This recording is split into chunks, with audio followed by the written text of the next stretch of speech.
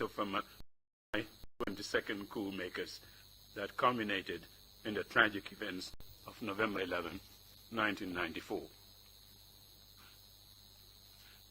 The need to adhere to the rule of law under all circumstances will certainly be a key component of the TRRC's interim and the final recommendations. Unlike our first two sessions, the third session saw the welcome appearance of 7 female witnesses before the Commission. 5 of these witnesses testified in person, while 2 of them testified via video conferencing from the United States and the United Kingdom. We are very grateful and encouraged by the leadership, courage, and the example displayed by these brave women who have suffered so much in silence for so long. We are happy that these courageous women were able to share their painful experiences with the general public and also to give us their extremely helpful side of the July 22nd and the November 11 stories. The stories of families devastated by acts of lawlessness, but also stories of unshakable faith, bravery, resilience, and remarkable success and survival in the face of unspeakable odds. We assure all these women and their families that the TRRC values their contribution to our work and that we will do everything in our power to ensure that they get the justice, healing, and reparations where appropriate, as mandated by the Act establishing the TRRC. We have also started the process of identifying the burial locations of those soldiers that were killed on November 11, 1994. We hope to exhume the remains of these soldiers once we identify where their remains are. Finally, we are pleased to note that the TRRC hearings have generated widespread interest and are being closely followed by a large number of Gambians and the international community. The testimonies coming from our witnesses are revealing a history of injustice and human rights violations that many did not think possible in Gambian society. We assure the general public of the Commission's abiding gratitude for their kind support to our work and the victims and their families. We remain resolute in our determination to execute and fulfill our mandate to the best of our ability and ultimately to assist our dear country on this difficult path to justice, healing, and reconciliation. As always, we continue to crave the public's continued support, understanding, and prayers. Thank you, and that's the end of the statement on behalf of the Commission as we proceed. Council, are we ready with this morning's witness? Good morning, Mr. Chairman. Good morning, Commissioners. Good morning to members of the audience. Yes, we are ready to proceed. The witness is in the waiting room. May please proceed to get him. Usher, kindly bring in the witness, please.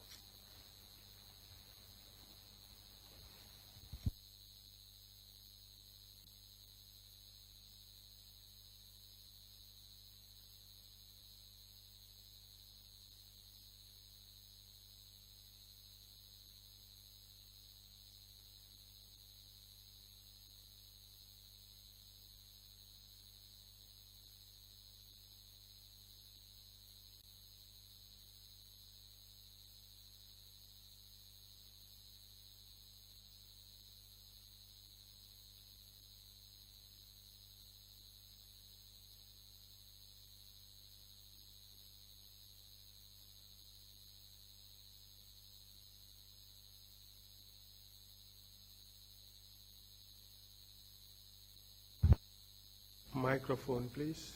The witness microphone, please.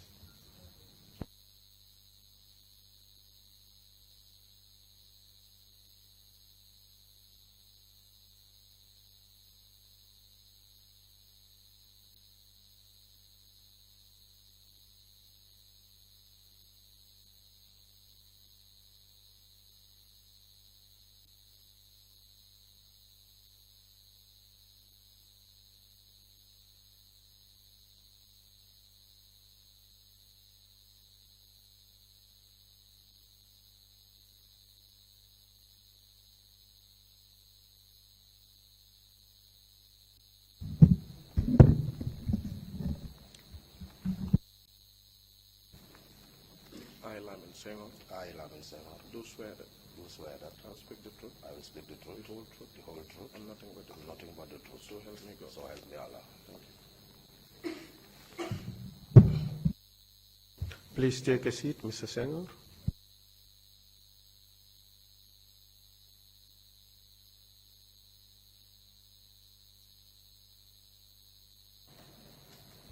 Good morning, Mr. Witness. Welcome to the TRRC. My name is Esa Mbaifal. We have met previously. My responsibility today is to assist you to deliver your testimony before the TRRC. Do you understand? Very well, sir. You would recall that during our previous meetings, I had indicated to you that you have an obligation to speak the truth before this commission. Do you recall that? Yes, Council. This morning as well, you have taken an oath to speak the truth. Is that not the case? Yes, Council. May I remind you that under the laws of this country, lying under oath is a criminal offense called perjury. Do you understand that? Very well, Council.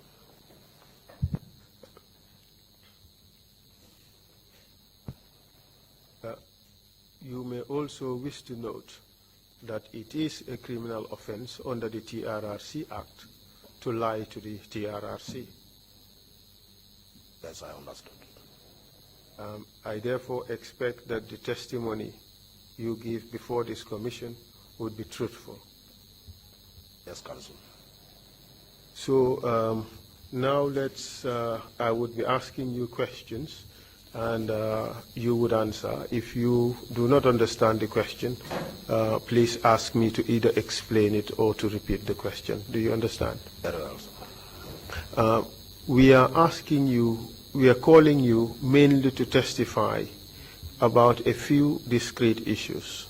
You have been implicated, you have been mentioned as someone who participated in the beating of soldiers who were arrested during November 11. You were also alleged to have participated in the torture of Sana Sabali and Sadibu Haidara, and in the torture of members of the entourage who were arrested in January of 1995. And these include RSM Fai, RSM Sanyang, now Lieutenant Colonel Sanyang, as well as RSM Sise. Those are the main reasons why you are called to testify. But in addition to that, we know that you have information relating to the events of November 11. You have information relating to the junglers. You also have information or you have participated in the work of the NIA and the work of the drug squad, which participated in a lot of torture. And we would want you to talk about those issues as well. Do you understand? Very well, Council. Good. So let us start now. Kindly give us your full names, please. My names are Lamin Senghor. Are you known by any other names? I have a nickname, those days in the army. My home name is Pa. In the army, I used to be called the assassin. So your name at home, nickname at home, is Pa Senghor. Yes, But in the army, they call you the assassin. yes, Assassin meaning killer, right? yes. Kindly tell us your date of birth, please. I was born on the 17th June 1973. Where about? I was born in Bakau. Where did you go to school? I was part of the first batch of Bakau Newtown Primary School, but we were housed in Bakau Primary because then the school complex was not ready. So in 1985, we were moved to where the present school is. But the same year, I was transferred again to Albion Primary School, where I sat my common entrance. You thereafter went to St. Augustine Secondary School, correct? Yes, correct. And you finished your secondary school in 1991. That's correct. All right. So when did you join the army? I joined the army in the same year, 1991. When did you finish your training? It took almost 6 months because the training was supposed to be around 4 months, some weeks. But in our last 2 weeks, the British then made an assessment, that is the final exams. Then they realized that most of the batch failed, so they cannot afford to release all of us and select a new batch. So decided to back squad us, that is, taking us back to the first 2 weeks of the training. Ultimately, you finished the training in 1991. Yes. And in which company were you assigned to? I was assigned at Yundum Barracks. The company then was Eco Company. And who were your commanders? Then I found Sub-Lieutenant Sow, Sub-Lieutenant Edward Singate. The company sergeant major was Jibril Sey, late now, and the company commander was Momodu Baji. Do you recall where you were in July 22nd or July 21st, 1994? Yes, I was at the barracks. Kindly tell us what happened there. I was part of a platoon to be headed by Sana Sabali, who were to reinforce the soldiers at the airport who went on guard of honor. Yes, proceed, please. So while we were there, we received a call that for us to stand down. So I automatically slept until when the soldiers were returning from the barracks. Because of their noise and shouting, I wake up again. Then we were falling, the whole battalion, everybody was falling. And we were asked to go home. Tomorrow morning, the battalion commander wants to see us. That is, battalion master parade without arms. So that rang a bell in me. What were you supposed to do in that parade? The guard of honor at the airport. So in case there was an attack, their intention, so in case it have fulfilled, we were to reinforce them. Reinforce who? Those who went on guard of honor. What were they to do during that guard of honor? That was the day they planned the coup, 21st. So when it failed, and going by what we were told, to fall in the following day without arms, that rang a bell to all of us. And what, by that you suggesting that it sent a statement, it sent a message to all of you. And what was that message? How I understood it was, maybe we will be arrested the following day, they have their list. Without arms, meaning some people will be more stronger than us who are not armed. So there and then they can go by their arrest through the list they have. So after that meeting, that parade, you suspected that on the next day, some of you would be arrested. That's correct. And who gave you that information? The boys told us. In fact, the RSM announced the parade, RSM 5, that the battalion commander want to see us, the Nigerian, Colonel Odu. Okay. But your team, you were under Sana Sabali, which was a reserve team to go and reinforce those who were at the airport should they, or in the event that they started the coup. That's correct. But you received information to stand down. That's correct. Okay. So what happened after you were asked to go home? That afternoon, that period and the morning, what happened? Before we left the barracks, word was being circulated that Edward Singate asked us to come back by midnight. Those days he was my platoon commander. So I personally went to him and told him that, well, for me I cannot come back because I was penniless at that time. I have to pay double fares from Yundum to Sarakuna, Sarakuna to Bakau, so I can't make it at that time of the night.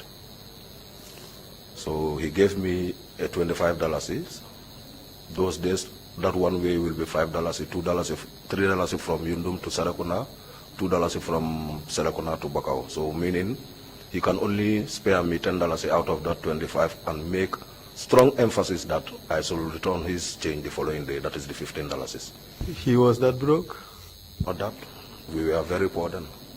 Imagine an officer, if an officer can emphasize on it $15. How about people like me, a private soldier?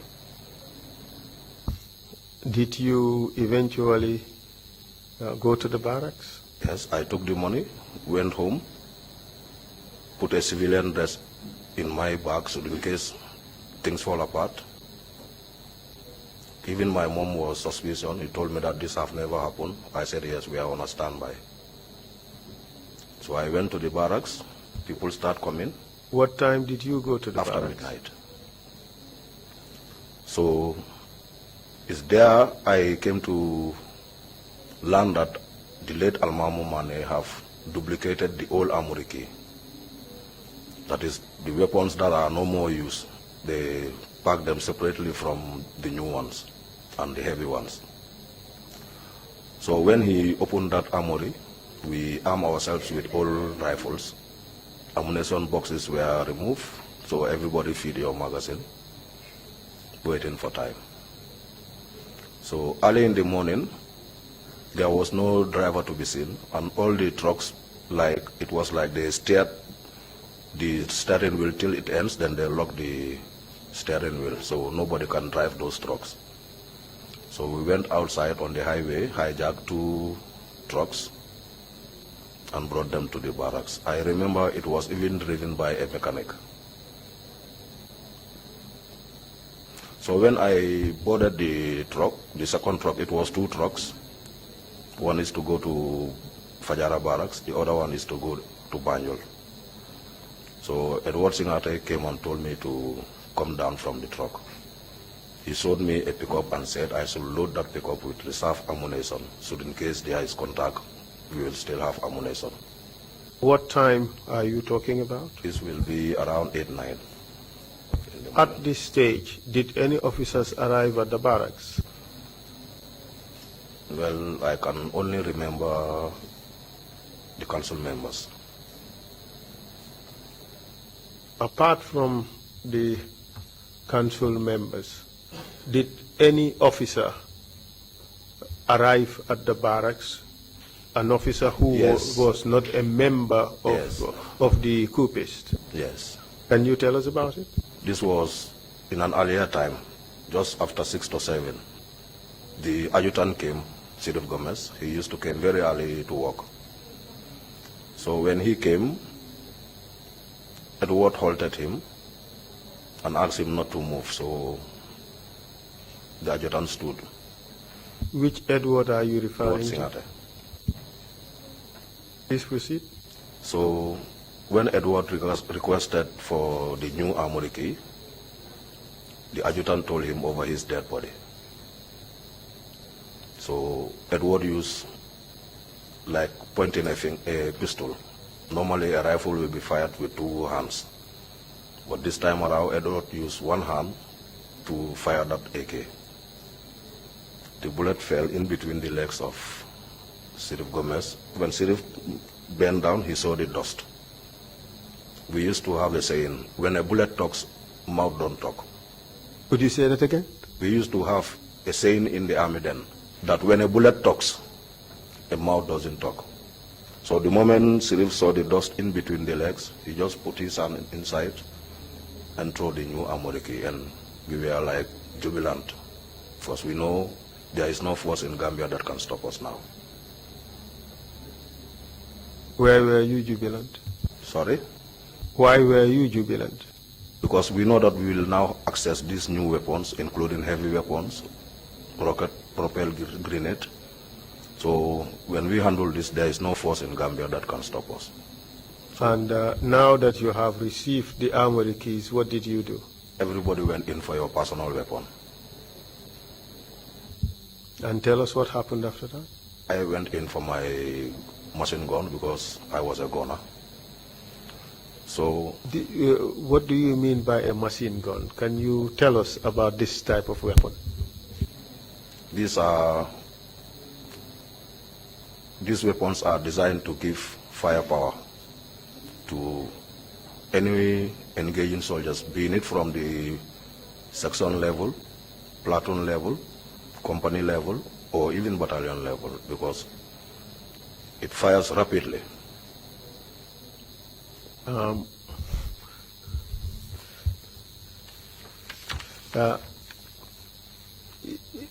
You said a machine gun. Yes. What is the official name of this machine gun? It differs. You have other machine guns that are called LMG, light machine gun. You have what you call GPMG, general purpose machine gun, which I was handling. And this machine gun, what is the weight? Well, I can estimate it to be like maybe 7 kgs. 7 kilograms. Okay. And what kind of bullets does it use? It uses a bigger caliber. And the magazine? No, this doesn't use a magazine. It uses drums. You call it drums. And how heavy is this drum? Maybe 1.5, maybe. So the drum plus the machine gun would be about 8 kilograms. Okay. So Sorry, this weapon is designed for the use of 2 people. You have the loader and the firer. But this, that is when it is actually being operated. yes, that is how it is made. It is to be used by 2 people. A And loader and a firer. can you give us, can you explain what would be the responsibilities of the 2 people, the individual responsibilities? One of the will 2 be people? firing the weapon, while the other one will be loading for him, because it is in a belt from the ammunition. So if it is not controlled, it can jam in the chamber. So this one have to be controlling the belt, so that the belt will be entering the cartridge smoothly while the firer is firing. But even at that, one person can still operate it Yes. by using one arm to control the belt. Yes. All right. So the need for another person to support would just be to change the belt when one belt finishes, to load it pretty much. Not actually. Mostly the firer will do that. The loader's responsibility is only to make sure the belt enters the chamber smoothly. And if the firer can't do that, the need for another person wouldn't be there. It's very minimal. Very minimal. And certainly it's not just to carry, because it's about 8 kilos at most. All right. So this is the weapon that you took. Yes. All right. And tell us what happened after that. What happened after that, when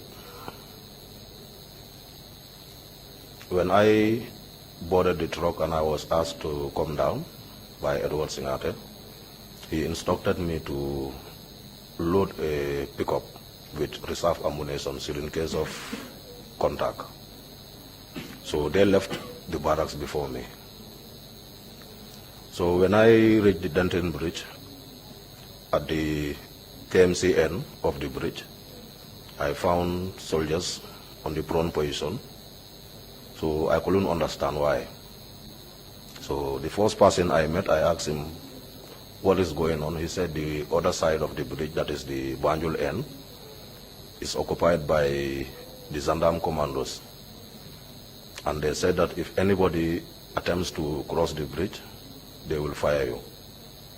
So I then asked the boy, so now what? He was even annoyed. He wanted to shout on me, or he was annoyed about my inquiries. He told me, boy, hey, we are working on orders. If they didn't give the order, how can we go? So I just took my machine gun, start moving. So Towards where? Towards Banjul. So I moved at a certain level. I turned back and saw now soldiers have started getting up. So the gendarmes were threatening us. If you move, we fire. I said, fire. If you fail, I fire. So they were entering the river till around knee level. Maybe they know they cannot continue going, so they surrendered.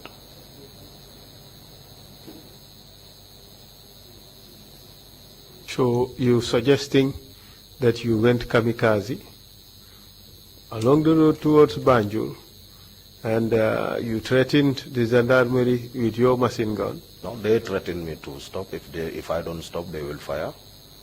And you responded that if they do not succeed, they can fire. If they fail, I will fire also. And ultimately they surrendered. Yes. That is your testimony. Yes. And that is how you guys had access to the bridge. Yes. That is what you are telling the commission. Yes. Mr. Witness, we've had completely different testimony. The testimony is that Yaya Jammeh negotiated with Armiao. That was Captain Suare. And Captain Suare asked his men to surrender and join the coupists. No mention of Lamin Senghor acting kamikaze, lone soldier getting the gendarmerie to surrender. What do you say to that? I still maintain my statement, Counsel. That it was your show of bravery and brandishing a machine gun which led the gendarmerie to surrender? That's what you're telling us? Yes, the side I was on, because I was around the swampy area. But do you recall giving us a statement which you in fact signed this morning? Yes. Let me send it back to you to take a look at.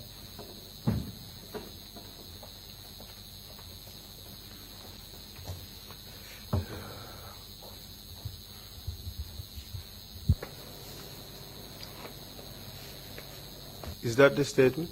Yes, this is my statement. That's the statement you signed? Yes. This morning? Yes.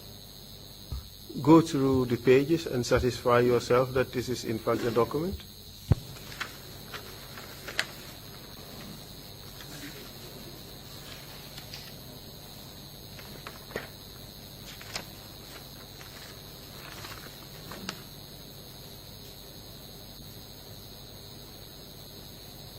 That's the statement, correct? Yes. Yes, Mr. Chair, at the end of his testimony, we would ask to put in the statement as part of the record. We would give you the exhibit number if you so agree to add it into the record. Agreed. Thank you, Mr. Chair. May I draw your attention to paragraph 4, please, of the statement? Yes. And I will just read out the relevant excerpt very quickly. You said somewhere in the middle of paragraph 4, that is page 5 of the statement, and I read the sentence starting with, then we departed, they then departed before I finished loading the pickup. It's in the middle of the page. Can you see it? Yes. And you went on to say as follows, and I quote, they then departed before I finished loading the pickup, and I later caught up with them at the combo side of Denton Bridge. Full stop. That's correct, isn't it? Yes. That's what you told the investigators. Yes.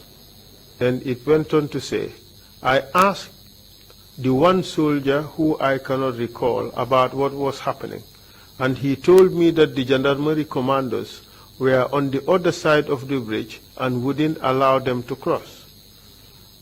After some negotiations between our leaders and the leaders of the gendarmerie, we finally crossed the bridge and were also joined by the gendarmerie, unquote. That's your statement, isn't it? Yes. So this story about assassin walking along the road, lone soldier brandishing a machine gun, telling those soldiers that if you shoot and don't succeed, I will shoot, and that led them to surrender, is in fact not true. Yes. Why are you telling us that story, knowing fully well it's not true?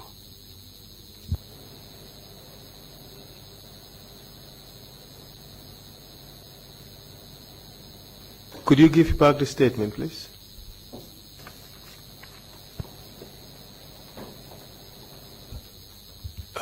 I again warn you that this is not a circus.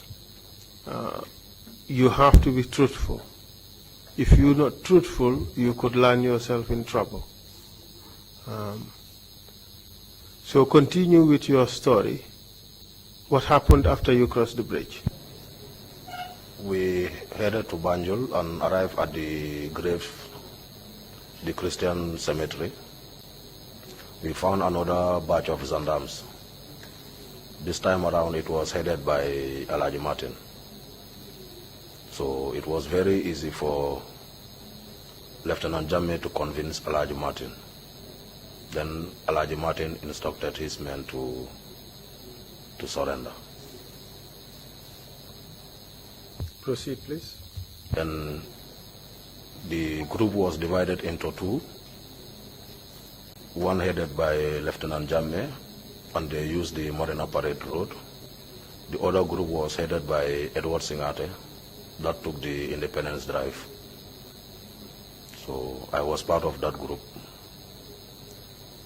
Then we went through the Market Highway to the main gate of the State House.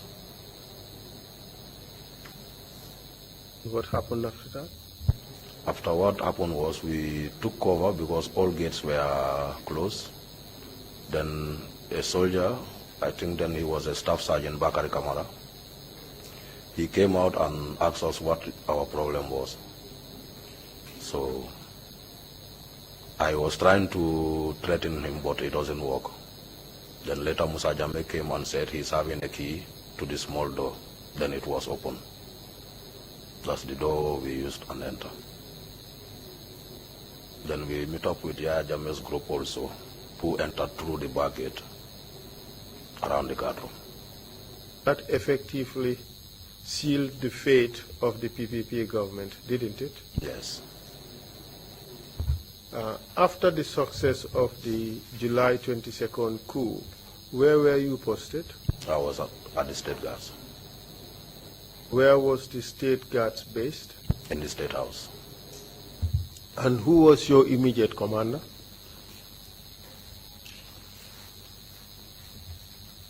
I think, if I have it right, it was one Lieutenant Mendy. Papo, they call him Papo. If I could recall, he was the first State Guard commander after the takeover.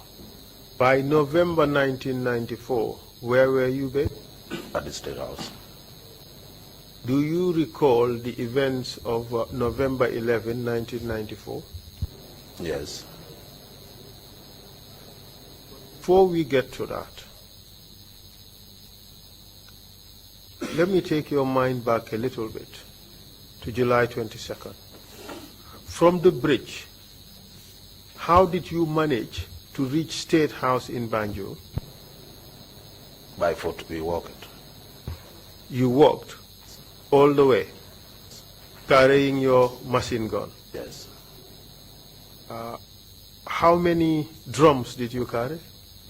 I removed all and arranged the belt and placed it in my haversack. Rambo style, correct? That was Rambo style, correct? You have the belt over your neck and your shoulder, as depicted in Rambo movies, correct? Correct. In fact, that is a way of reducing the weight, isn't it? Yes. And that's the way you would normally do it. Yes. Because it's in fact a little more frightening to your opponents, isn't it? No, it can also help me not to use the loader. The loader can do something else. So that makes it easy for one person to operate this machine gun. Yes. It's convenient, it reduces the weight. So because of that, you were able to walk from, where did the vehicle drop you off in July 22nd? Just before where I found those soldiers. Which would be Carmelo or Denton Bridge? No, it's Denton Bridge. Okay. So you walked all the way to State House? Yes. Good. So now let's talk about November 11th. I have been asked by the technicians to hold on a second.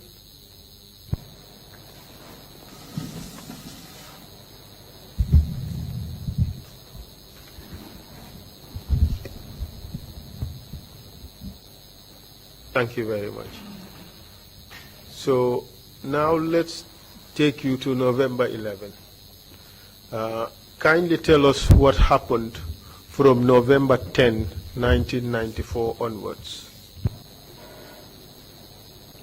Prior to November 10th, there were rumors circulating that officers from Fajara barracks and Yundum are planning to counter the junta. How did you get that information? I personally talked to my class. He was a cadet officer then, Cadet Amadou Silla. So during greetings, he told me in Maneka Albije Lenkai Koyesa, Akonyoko yo Alcij, Mbonal Taralaje. So that was how myself confirmed that the rumor I was hearing was true. Can you translate for us what he said? Interpret what he said. You people are there, I said yes. He said, okay, wait for us there, we'll come for you. Did you discuss what he meant by that? No, I understood it because prior to talking to him, rumors were circulating. Rumors of coup? Yes, of a counter. So from what he said, you believe he was referring to a counter coup that they were organizing? That's what you believed? Most importantly, after he told me this, all heavy weapons that were mounted on defensive positions, the ammunitions were changed. If you make ready a weapon, normally the rounds will base in the chamber. But this time around, if you make the weapon ready, the round will be extracted out immediately because of it is a smaller caliber to that particular weapon. So there is when all of us believe that, yeah, this was true. And what happened after that? What happened after after you that? realized that the ammunitions were being changed? The situation was addressed and the proper ammunitions were brought in again. So tell us about November 11, what happened that night? The council members came by between after 8 towards midnight. Where did they come? From their individual homes. To where? To the State House. Can you tell us which council members came? Edward Singate, Sana Sabali, Sadibu Haidara, and Yankuba Ture. Did they come alone? They came with their orderlies. Do you know any of them? Most of them. Can you tell us who they were? For the orderlies of Sana Sabali, I can remember JCB. Full name, please. John C.B. Mendy. Aaron? I can remember So, but the first name I cannot know. So was with who? So was with Sadibu. Please I can proceed. remember Seko Jasi, he was also with Sadibu. I can remember Mustafa Ture, nickname Churo. With who? Nickname Churo. With who? If I am correct, I think Mustafa was with Sadibu also. Proceed.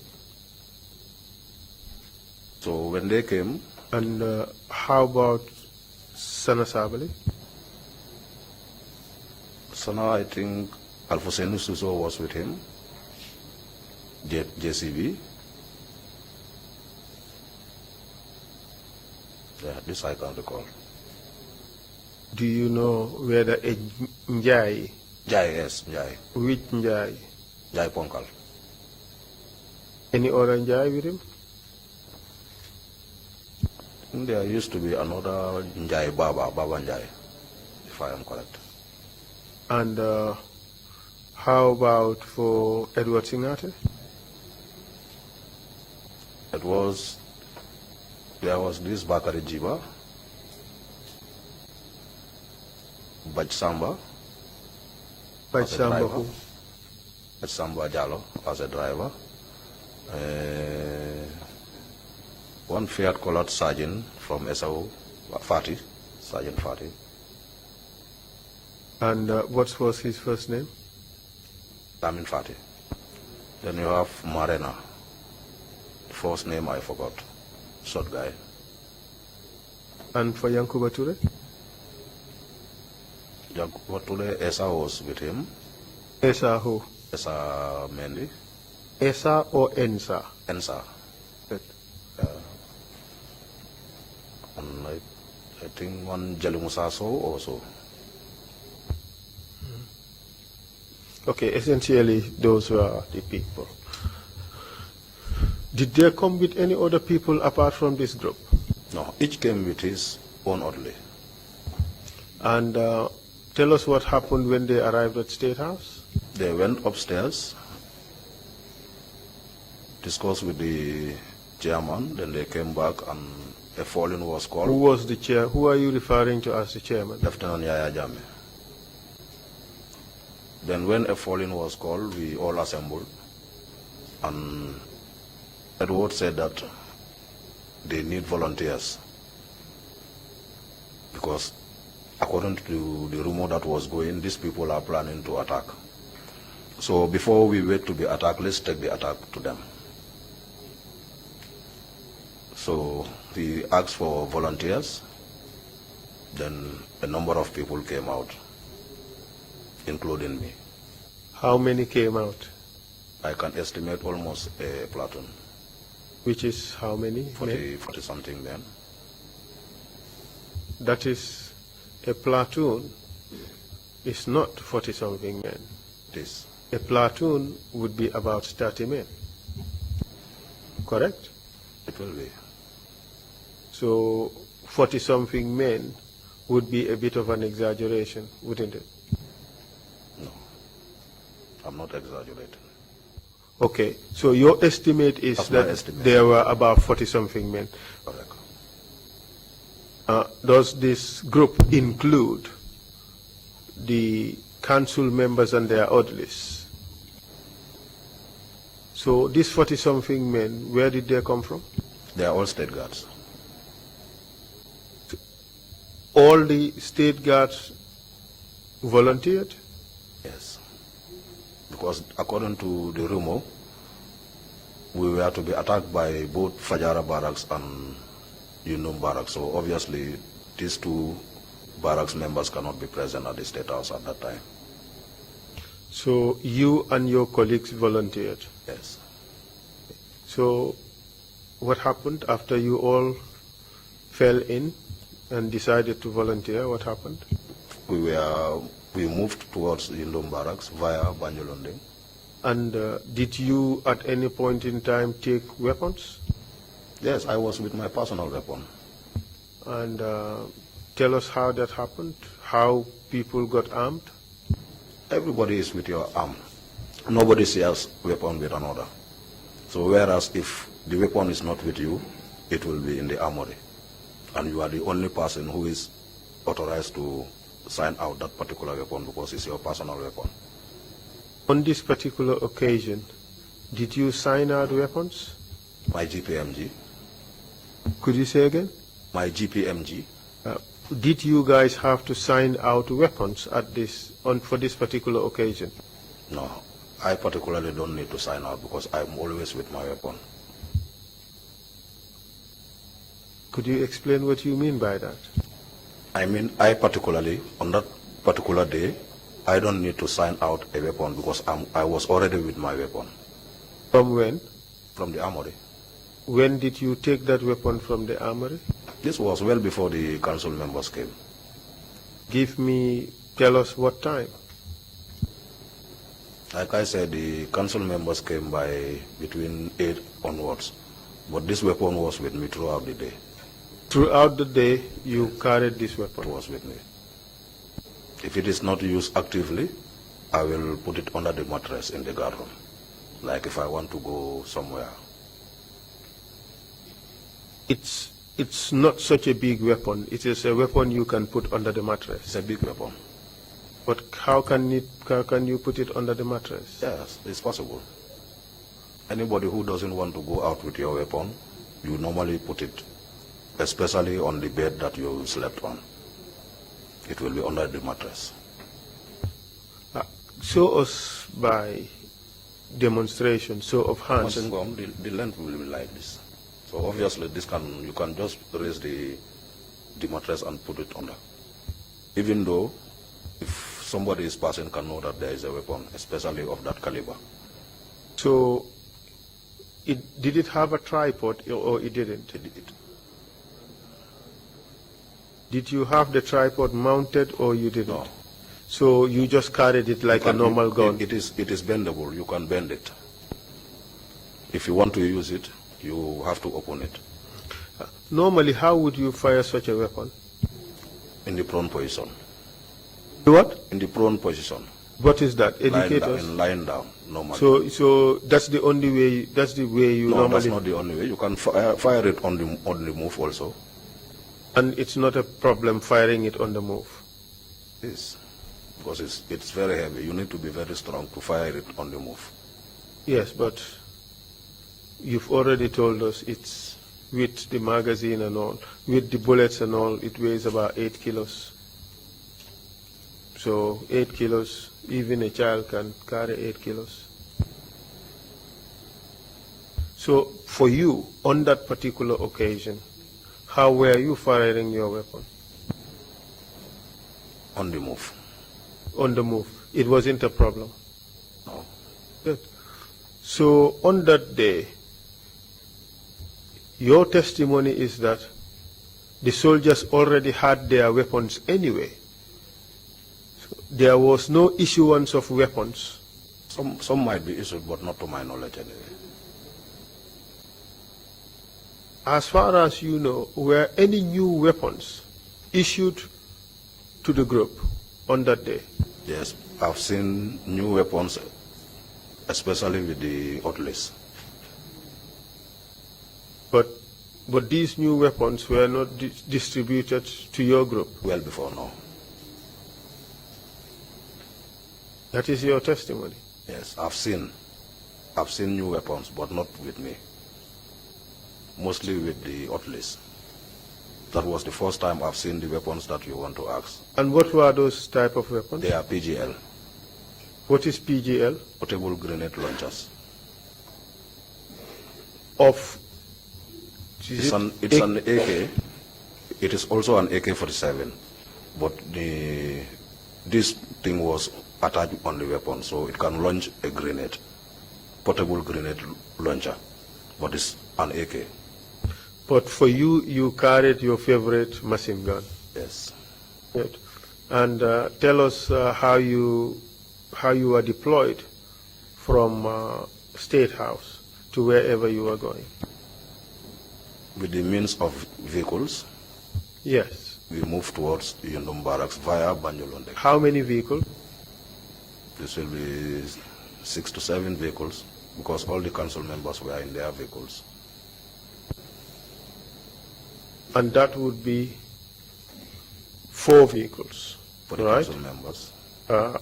Plus 2, 3 other vehicles for the rest of the soldiers. Yes. Right? Okay. So tell us who led the group? It was led by Sana Sabali, being the senior man. So tell us what happened from the point you left State House. We left State House via Banjul up to a certain point. We stopped. This was like the former president's garden, Jawara, at the fence of that garden. So while we were making plans, we saw a darkness coming. So a soldier straightened his leg. That soldier who was coming kicked the leg of this soldier and fell down. So he was kept on the ground. Then he was the one who told us that they are preparing in the barracks and he don't want to be part of it. So he was released to go.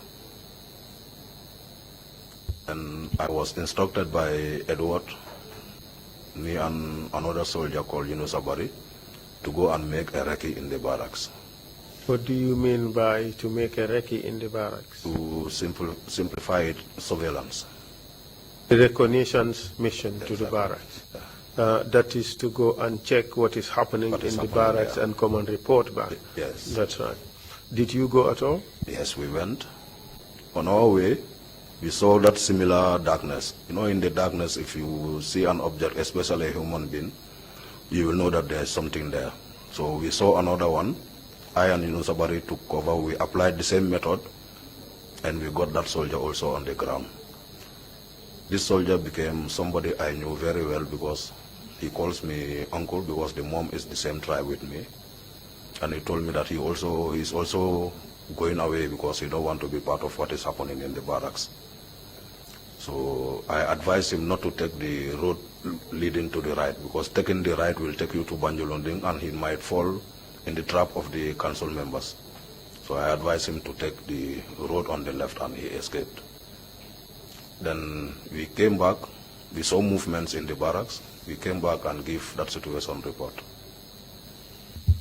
So I even recommend to use the back gate going to the primary school. And then what happened after that? And we all advanced towards that location and entered through the back gate going to the primary school. As we reached the first sanga, that is the defensive position, the soldier was caught on surprise because the moment he saw Edward and his collar, he cannot react. So he was disarmed together with those we found there. Then we replaced the sentries with our own personnel, that is the people that came from State House. That's the method we use and disarm everybody within the barracks and place in our own sentries. Then all these sentries who were arrested because we didn't trust, so we just put all of them in the cells. And what happened after that? What time, in fact, what time did you arrive at the barracks? This will be maybe shortly after midnight. Okay, so what happened after the sentries were arrested, chained, and the arrested sentries put in the cells? What happened after that? The lights in the barracks were put on off, and we waited. For some time, when going to the barracks, either coming from Brikama or Congo N, you have to go in either left or right. If you are coming from Brikama, you enter through the left. Coming from the Congo N, you enter through the right. So the moment we saw lights, we automatically knew that there is a vehicle coming. So everybody took position. This was a blue Pajero. I was inside around the guard room area. So the moment the person arrived, he alighted the vehicle and said, "Gentlemen, are you ready for my operation?" So Sana Sabali responded, that sharp, small voice, "Yes, we are only waiting for you." The guy froze. He cannot even act because he didn't. Who was this guy? This was Lieutenant Basiru Baro. Baro came with others, but I cannot remember. He was not alone in his vehicle. But they were all arrested at the spot and parked in the cells. So this time around, I went towards... Beaten or not beaten? No, they were just arrested because that time things were not settled yet. Then this time around, the second vehicle, when it was coming, I was already outside the barracks, but not far from the gate, when we saw the lights again. So everybody took cover. But when this vehicle came, the second one, they knew it earlier because outside the street lights were on. So things can be easily visible, unlike inside the barracks it's dark. So I saw Sergeant Elef Jamme, who was the first person to open the gate, roll and took a firing position, and he opened fire. So that's where everything got loose. So I saw him running, including Lamin Jaju and Sajakal, Sergeant Juf. So while people were concentrating on these people escaping, in fact they are not even concentrating, they were firing at them. Did you fire? No, I didn't fire a single shot in Yundum barracks. Okay. So because of this, it helped me to detect somebody. He came together with that vehicle, and he was almost gone. Hadn't been, the boots were not outside, I wouldn't have seen him. Where exactly did you see him? This was on the highway. There was a neem tree that was cut, but it have started bringing new leaves. So the guy took cover in these leaves. So when I saw the boots, I know that this is a soldier and it's not safe for me to go in front of him. He might be armed. I presume he might be armed. So I came through his legs, follow his body with the muzzle of my weapon up to his head. I just touched the head, then he turned around. When he turned, I recognized him, and I was even surprised. I told him, "Class, what are you doing here? You are a clerk, you shouldn't be on operations." But I turned my back to see whether people were watching at me. I know that yes, they have seen what I was seeing. Because the moment I make the action, people concentrate on me. And who was this person? This was A.J. Dabo, Abdullah J. Dabo. I regret that up to today, because if they didn't see me, I would have let him go, because he's my badge mate. Take this story again. Tell us what happened after Elef and Jaju ran away. How did you detect Abdullah A.J. Dabo? I saw combat boots. I saw a combat boots, and I know that this must be a soldier. Where did you see the combat boots? The combat boots was obvious, but the body was already inside that bushy tree. So you saying that he was hiding in the shrubs? That's what you're saying? Yes. But And he was that not his fully- boots were visible from where you were standing. Yes. And then what did you do?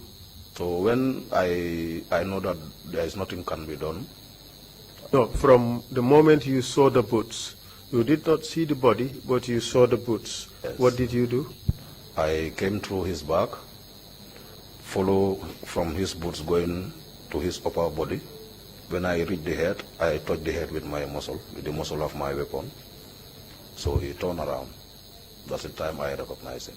And you recognized him as who? AJ Dabo. And what did you say to him? That, what are you doing here? You are a clerk, you shouldn't be on operations. But it was like, it was late for me. It was an unfortunate situation anyway. So you arrested him I arrested him. and you handed him over. Correct. And what happened to him when you handed him over? He was also detained where the rest were. Did they beat him? Not in my presence. Nothing happened to him At that moment. at that moment Yes. until he was handed over, until he was taken to the cells. Yes. Nothing happened to him. Nothing happened. He was your class. You wanted to save him, but you know that others were there. They saw you and him. That's your testimony. Yes. Mr. Chairman, it is 5 minutes to the first break. So if the commissioners want to ask questions, they may. Otherwise, I can push it, or I'll just leave it here until after the break, and then I continue with the questioning. Would you rather stop at the moment? Or Yes, I'd rather stop here in the absence of any questions from the commissioner. Commissioners, if you don't have any questions, we would take a 30-minute break, and when we come back, you resume your question in council. Thank you. Is that okay? Thank you, Mr. President. Splendid. Thank you. Meeting is adjourned.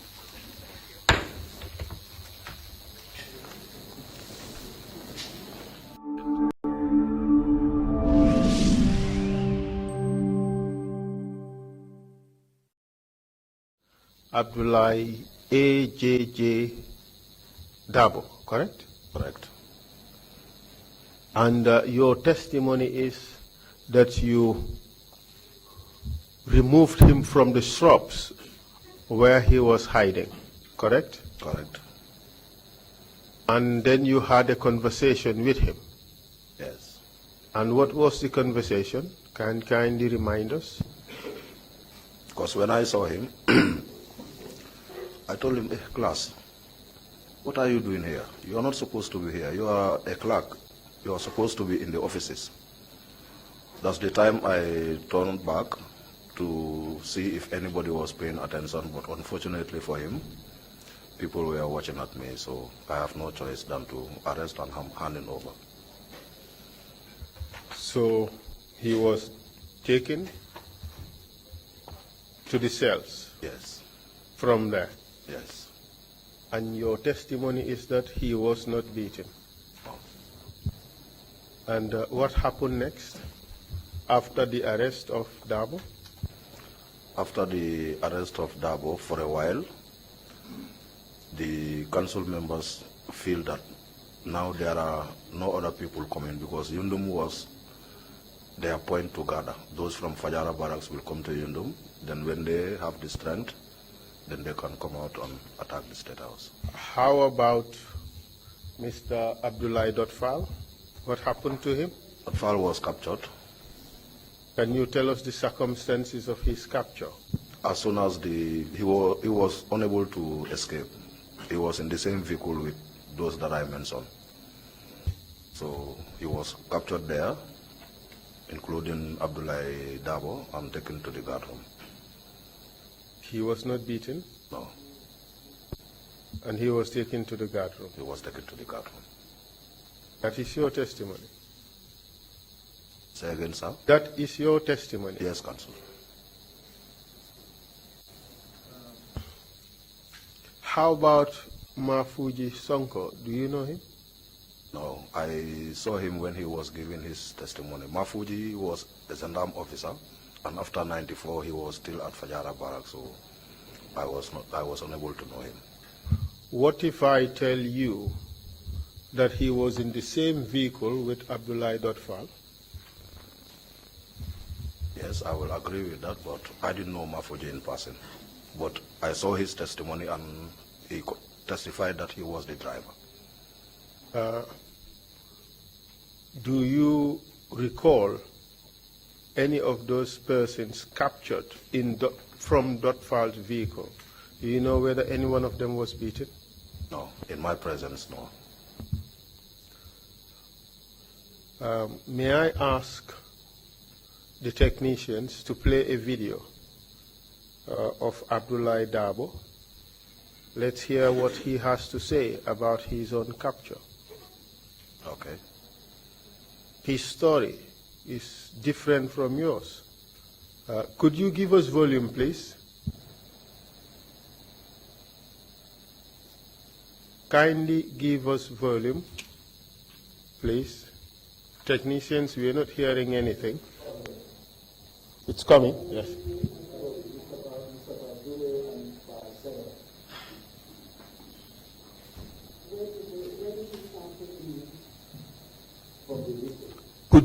Could you kindly take it back just a little bit? Technicians, could you kindly take it back a little bit?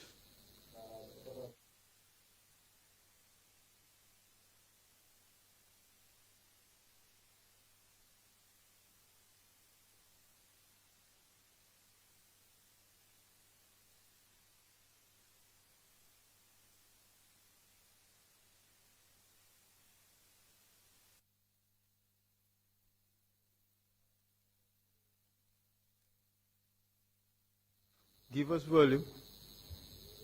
And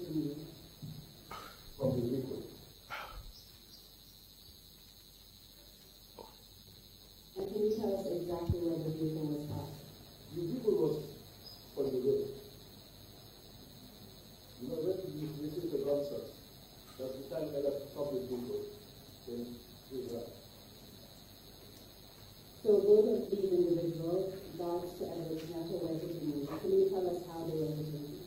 No, they were hitting me with their legs, hands, body parts. They were hitting me with their AK-47s, those some would kick me with their legs, some would knock me with hands. At that time, apart from those two individuals, did anyone else hit you? Yeah, Edward hit me personally. Can you tell us how he hit you? Edward, he came and called my this finger. He just pulled it like this, then started slapping me.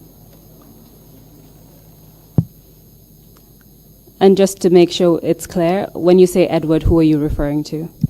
Edward Singate, the former vice chairperson, chairman, AFPRCA, and the Minister of Defense. After he did that to you, did anyone else hit you or do anything to you? Yeah, there were many. I cannot recognize. Even these two I mentioned as are not the only person who were surrounding me. There were many because at that time you cannot recognize who, but these two were my batch mates in the army. I know them personally. Later, Pasengor who told me that, class, why are you here with these people? What did you say to him? I did not respond to him. As a result of those beatings, did you sustain any injuries? Where I sustained, I have a rib problem which I'm suffering still now. My ribs are still paining me. They sometimes pain me. At times I cannot even. Mr. Witness, is that your class? Abdoulaye AJJ Dabo? Yes, he is. You had his testimony under oath? Very well. You had him mention your name, Pasengor, as his class? Very well. You had him say that he was not arrested from the shrubs, he was arrested from inside the vehicle. Did you hear that? I heard it. Did you also hear that when you removed him from the vehicle, instantly you and Edward Singate and his entourage started beating him? You heard that? I heard him. Who's lying? Well, I respect his view, but... And his view is that he was beaten from... No, I disagree with that. You disagree with that? Yes, Counsel. You're saying he was not beaten? In my presence, he was not. No. You were present when he was taken out of the vehicle, correct? No, I took him out of the shrubs, like I said before. But do you really think that Abdoulaye Dabo would forget how he was arrested? I don't think so. Do you think he would forget that he was beaten at the time he was arrested? I don't think so. Do you think that he would forget that you have beaten him if you have not? I don't think so. Then why are you disagreeing with him? I disagreed with him. Like I said earlier, that's where I found Abdoulaye. It is because of his boots. I knew that this is somebody. Then I didn't know who it is. Mr. Witness, you simply do not want to implicate yourself in the beating, in the assault of Abdoulaye Dabo. So you're concocting this story in which you're trying to extricate yourself from responsibility. No, Counsel, it is not like that. Well, you heard Abdoulaye Dabo. He said you beat him. Yes. What? Had Abdoulaye Dabo explained that Edward Singate beat him. I heard him. You had him identify those he knew or those who he recognized, didn't you? Yes, I heard him. And he was honest enough to say that the other people he did not recognize. Why would Abdoulaye Dabo identify you as one of the people who beat him when you were simply trying to help him? Counsel, the situation at that moment was very chaotic. He might see me, knows me in person, but anything that happens, he might also say I was part of it. No, he said you hit him. I didn't. I disagree with that statement, Counsel. Well, you have a reason too, because you want to save your skin. Not like that, Counsel. Okay, let's hear Mafuji. You said nobody was beaten when they were arrested there. Not Dot Fall, not Barrow, not Abdoulaye Dabo, not Mafuji. You saw nobody beaten. Let's hear what Mafuji has to say. Technicians, kindly play the video of Mafuji's testimony at the point he was talking about his arrest and the arrest of others. Elemu ngani sojaro minu be chika minu be ben na moto kono abe ibe sauntale bota moto kono motolo bunda yele be fintita. At that time, all of these soldiers that I was carrying opened the doors of the vehicle and they jumped out. Lieutenant Elef Jamme. Lieutenant Elef Jamme. Ate bortale aning amonyo do itolle borta ikanata bare toma kotengolo aninte be tuyem tol be mutajele. It was Lieutenant Elef Jamme and another guy who managed to escape, but the rest of us, including myself, were captured. Ntol mo woro mentata namanke nyi moflo minutata nyi tomal be tuyem be mutajele. Out of the 6 that left, that arrived at the Indom barracks, apart from the 2 that escaped, the rest of us were all captured. Yen wura jeletu. There we were undressed.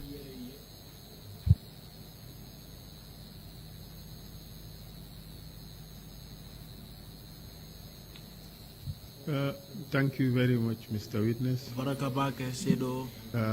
Do you recall who led the officers that captured you?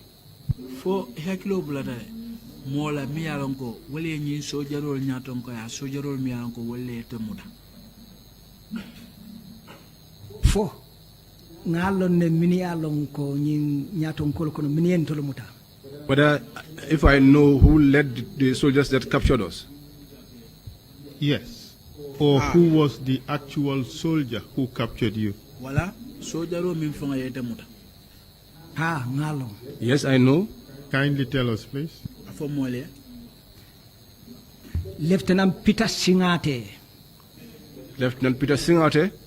Anin Samba Bach Edward Singate la driver. And Samba Bach who drives for Edward Singate. Nilem molti minialon ko nyatonka flolu minibe lori wod lato yamuta damen anin nyi molu anin nyi sojar kote ngol be. They were the leaders of the soldiers just captured me and my colleagues. Bach Samba, do you know his last name? Nim Bach Samba, foya konton lo neba. fa kontongolem fa kont no a kontongo malo memul baren ka kili Samba Bach. I do not know, but we used to call him Samba Bach. Would the name Samba Bach Jallo ring a bell? Would it mean something to you? Niko Bach Samba Jallo. Fo we fen ke hakilo kono le bang. Anyway, Jallo ko Jallo fenko dan malon de barante ngalon Samba Bach. Well, I do not know. I do not know about this Jallo Staff thing, sergeant. but we call him Samba Bach. He was a staff sergeant. He was a sergeant. The witness said staff sergeant, but you said you were arrested, you were captured, and you were undressed. Could you tell whether you were left with any form of clothing or not? Sako iko yal mutale. Kabri yal muta yal wurang. Ako sayang kabri wo wuran ro kola. Fo ye fentual balala komi walen city fan total balo balala. Drosol damal le tutam bala. We were only left with our knickers. You said some escaped. Do you know towards which direction they escaped? Iko dol Canada. Sayang fo yalo na mil Canada. Itata ni ma fongo minaba. Bortale dunta fenko kono ma fangola airport auto ma fangola so itata je nyawnya nyama je nta fono la katu mambule no mo mantre kono. They ran towards the airport end, and so, but I cannot say how they got there because I was not following them, so I would not know.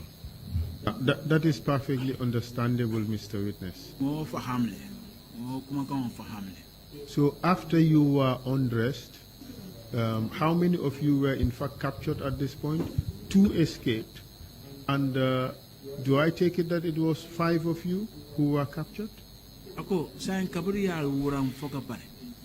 Sayang mo ya moja le muta katu fula kanata le foka pare. Sa kam to ko atol mo lul le wat. Ha. Walem. Ha de. Yes. What happened after you were stripped of your military uniforms? Ako mune keta kabri ya le uniformol bondal ba le soldat uniformol kabri ya bondal bala mune natake.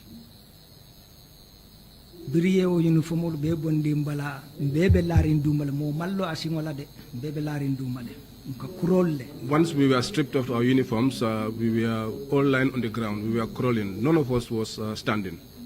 Were you lying down as a matter of choice or not? Fo atol aliyo la minke adiata fo le bang aliye la duma bang fo amanka sawot. Force ole munde ye la de ibe damfula ibe chikla I camera footballo ike damfula ibe chikla ibe larin duma ibe tala ibe kurolla. We were forced to lie on the ground, and we were being kicked and compelled to crawl. Apart from being kicked, were you hit by anything else? Kabri ka bondi je kal damfu dorong fo ya lipa fendo fanala. Chidi juo wole kata tengi be jumfula la tengi. They were using rifle butts damfula and be chikla hitting us with it and jumfula giving us blows and kicking us. Mr. Witness, you can stand up and demonstrate how it was being done. Sedo isa lo nole ya itandi mola keta no nyami ya kala no nyami isa lo no ya itandi. Abaraka be diala nye bake ngaitanda. Thank you so much. It will be a pleasure for me to stand up and show you exactly.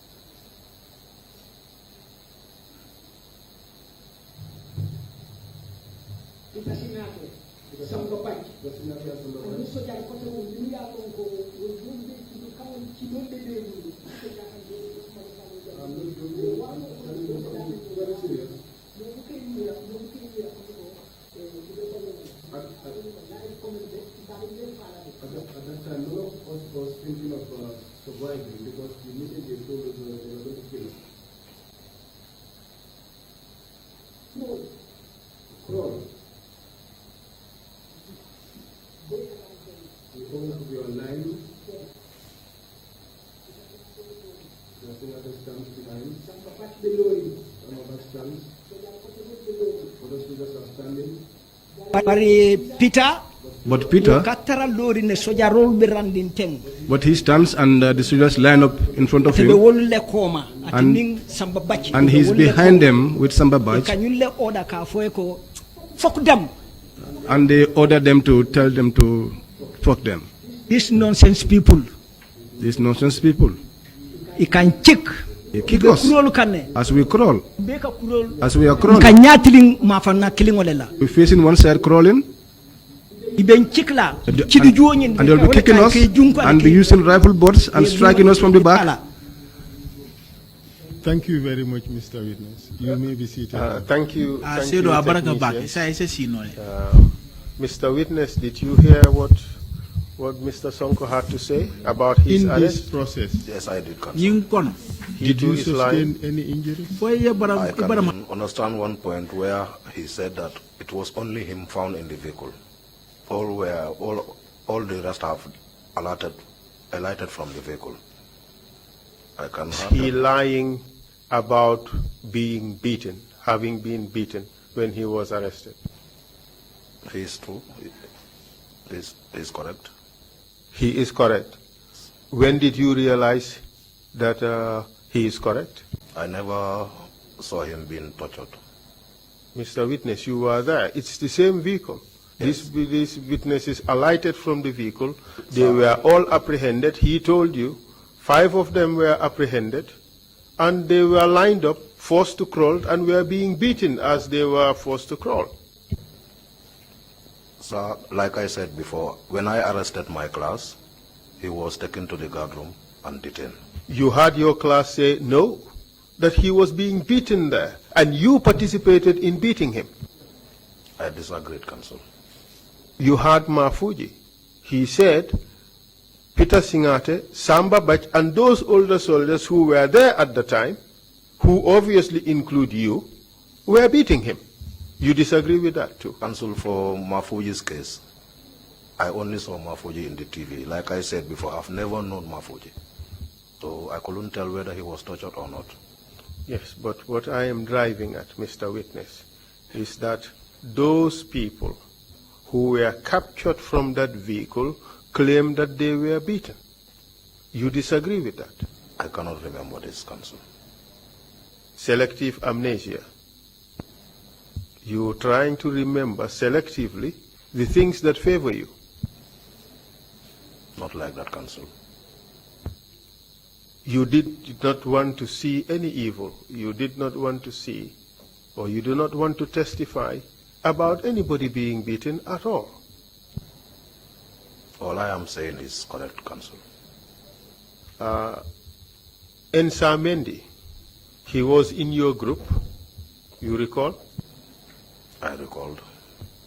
He testified that those people were beaten mercilessly. Yes, Esa could know better than me because he's always near his boss. My friend, you were there when AJJ Dabo was arrested. Yes. AJJ could not have been far away from the other people with whom he was in that same vehicle. Yes, like I said, that day the situation... Which therefore puts you in close proximity with Esa Mendy and all those who went to the vehicle. You know, there's no specific positions that you will stand. People were mingling around, so... Isn't it really the case, Mr. Witness, that you are avoiding to say the fact that you saw these people beaten, and worse still, you are avoiding to admit the fact that you participated in the torture of these people who were arrested? Counsel, I would have just said it if I knew. You don't have the courage to do you? To accept responsibility for your act? It's not about that, Counsel. All right, let's move on. From there, you said these people were put in the guard room. What happened after that? What happened after that was the council members feel that maybe nobody will come again, so we should go to Fajara barracks. Yes, tell us. How did you go to Fajara barracks? By means of transportation vehicles. So, in which vehicle did you join? Do you recall? No, I cannot recall, but I was I was in one of these vehicles, a four-wheel drive. Four-wheel drive, you said. Okay. And how did you place? Where in the vehicle did you place your gun? At the boot. At the boot of the. So, tell us what happened when you arrived at Fajara barracks. When we arrived at Fajara barracks, we entered through the back gate coming from the Bakau football field. We used that back gate and entered. As soon as we entered, we form an extended line, then we start firing. So, at what point did you start walking? Just when you entered that road coming to the back gate. How many meters away from inside the barracks? Approximately 200 meters. 200 meters? It's where the vehicle stopped. The back gate and the inside the barracks? 200 meters? Yes, Consul. Okay. So from which point did you start firing? The moment that extended line was formed. Which was at what stage, at what point in the barracks? Sorry, come again, sir. At what point in the barracks? As you enter the barracks or as you moved further into the barracks? As we entered, we formed that extended line. And then you started firing? Start firing. And how many meters did you have to move into the barracks before you stopped firing? This must be, the barracks is too big. If I can estimate it, I will say nearly a kilometer. Because this is from one end of the barracks to the other. My friend, Fajara barracks cannot be 1 kilometer long. It's a very big barracks. We all know Fajara barracks. In fact, the commission has visited Fajara barracks. The barracks cannot be 1 kilometer long. If you enter from the back gate to the guard room, it's maybe approximately 200 meters or 300 meters at most. Far away more than that, Council. Okay, let's say 1 kilometer. Right, we give that to you. Serious exaggeration, but let's say it's one kilometer. How many rounds did you fire? I cannot remember the exact number of rounds I fired, but I do fire a lot of rounds. You fired a lot of rounds. Yes. Where were you shooting? Where was I? At what were you shooting? We were just opening fire going. So you were just firing random anywhere? Randomly, exactly. Any which direction? Exactly. No targeting, no aiming, you just shooting? Correct. So it's just like, just emitting bullets? That's correct. How many drums did you finish? I can't estimate it, but I was having more than 500 rounds with me. You emptied all? Not all. Half? I couldn't even fire the half. You did not even fire half? Yes. And it's a machine gun? Yes. So how many rounds, if you put it on burst, how long would it take to do 200 rounds? A boss can take out 2 to 3 rounds at a time. Yeah, so 2 to 3 rounds per second, is it, or per minute? A second. Per second. So therefore, to fire 200 rounds would be 200 divided by 3, right? That would give you the number of seconds, right? So that should be about, I'm not so good in maths, I'm a lawyer. That's our excuse anyway. But it's 200 divided by 3. So that should be about 80-something, or say 90-something. No. 60-something, yes. Say 65 or 66? 66, yeah? So 1 minute, you pretty much exhaust 200 rounds, correct? That's correct. So then you stopped firing. You fired for about 1 minute, you stopped firing. Then you arrive at the guard room. Tell us what happened after that.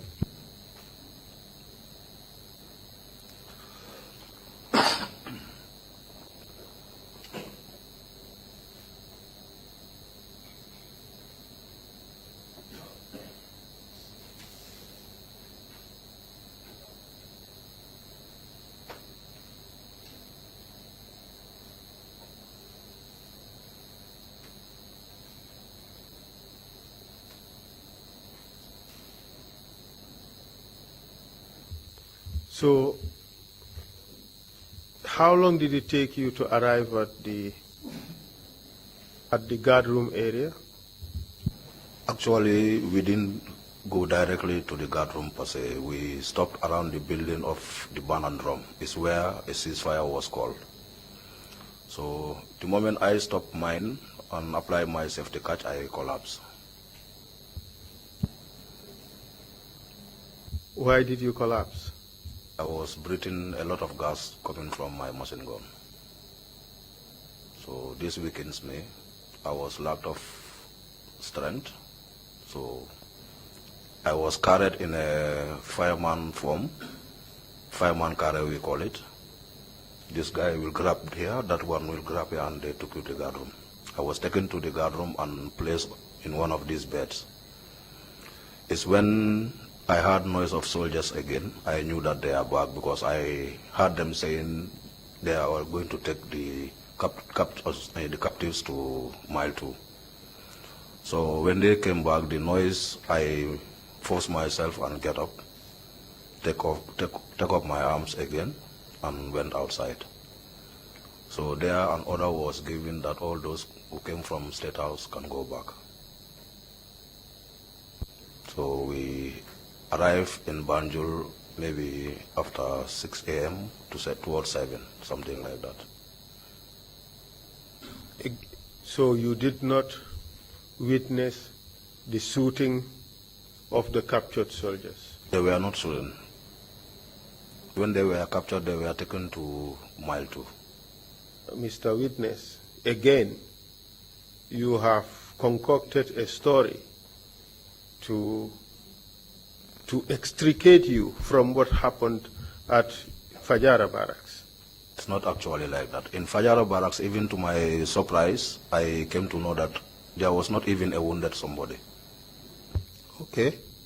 So as soon as you put in your safety catch, you collapsed? Yes. From the gas? Yes. That's your testimony? Yes. But the gas in the machine gun does not make anybody collapse? It can, including the way it was shaking my body. Mr. Witness, we have looked at this. The gas does not make anybody collapse. It is possible, Counsel. Well, like I said earlier, let's take it step by step. Let's look at what you have said to the investigators. Your first meeting with the investigators, you said it was the gas, correct? Yes.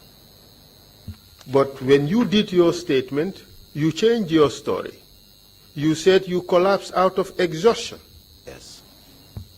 That's in your statement. Yes. And now again, you have reverted back to the issue of the gas. Yes. Because you have realized that we have already set you up to show that you have used that gun from the bridge all the way to State House without collapsing. Because there we didn't fire. That is why now you are trying to use the gas again as an excuse. You didn't know you would be asked these questions, did you? No, Counsel. This can be a combination of that exhaustion and the gas. Your statement does not say that. Your statement says it's exhaustion.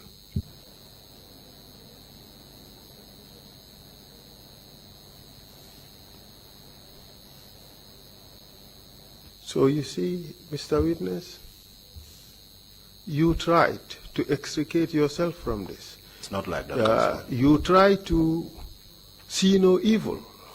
You try to hear no evil. You try to participate in no evil. You're trying to shield yourself from responsibility. That's why you faked this collapse, which never occurred. No, it did occur, Counsel. Would it surprise you to note that no witness ever mentioned that? It is possible, but this is what happens to me. And do you know that Yankuba Toure is alleged to have collapsed at Fajara Barracks? The witnesses, at Yundum Barracks, the witnesses said it. No, I didn't realize that. You did not realize, but people who were close to him realized that happened, and they said it. But nobody mentioned you collapsing. I did, and this is the truth, Counsel. And An order was given for all those from State House to return to State House. That's your testimony. Yes. And you guys returned to State House. Yes. Would it surprise you to note, let me rephrase, Manlafikor, he was from State House, wasn't he? No, Manlafi was at Fajara barracks then. At that time, Manlafikor was from State House. Well, I cannot recall that. Mr. Witness, don't try to play games. Soldiers were not taken from Fajara barracks to go and fight. Soldiers were taken from State House, correct? That's correct. And Lafikor participated in those events, didn't he? I cannot recall seeing Manlafi. Yes, you would pretend now, because you know that Manlafi is from State House and he participated. To my knowledge, Manlafi was at Fajara barracks.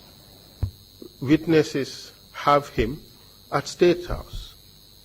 Witnesses have him participating in Fajara barracks. Witnesses have him participating in Yunum barracks. What do you say to that?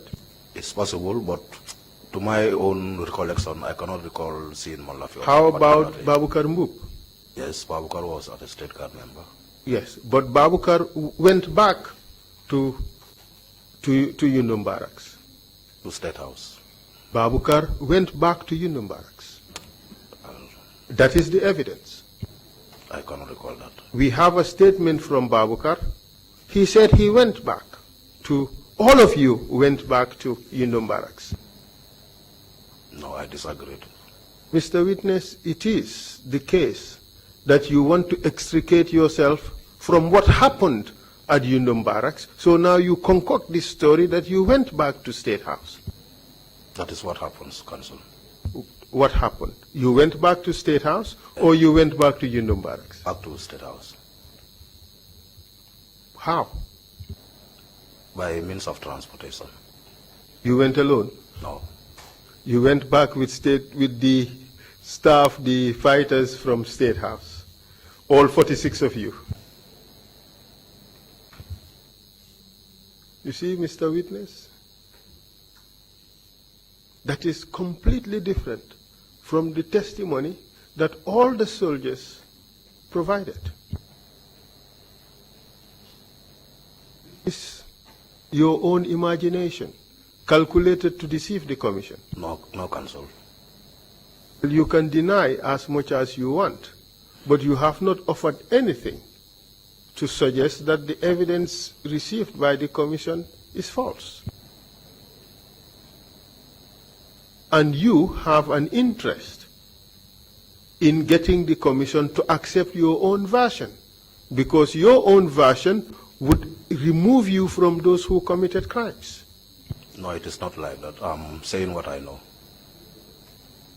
All right? So you went back to State House.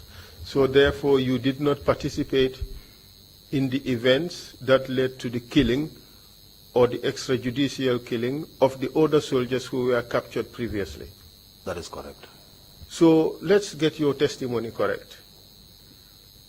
November 11, you went out with council members, right, to cross the counter coup. That's what happened, right? That's it. And in the process, you saw nobody beaten. You saw nobody shot. You saw nobody killed. Yet you participated in this event. That's what you want us to believe.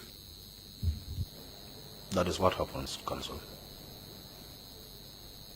That's strange, isn't it?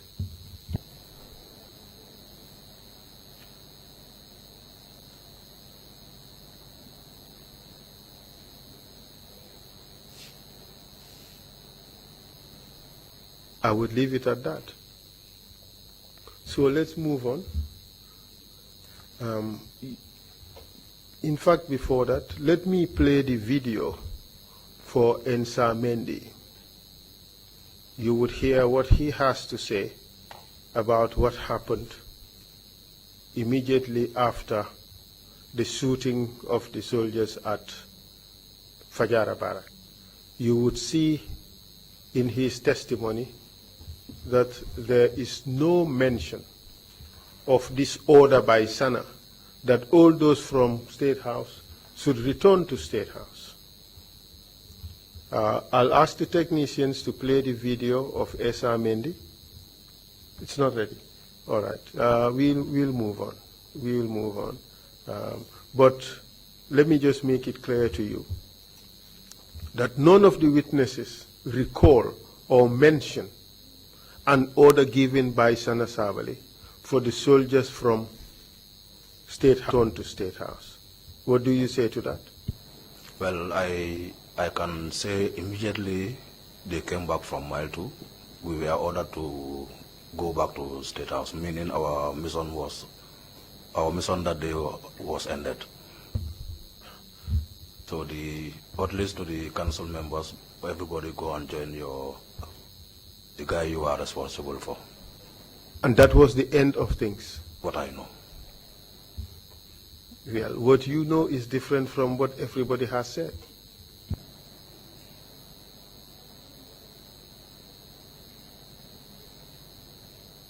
That is the reason why your testimony is not believable.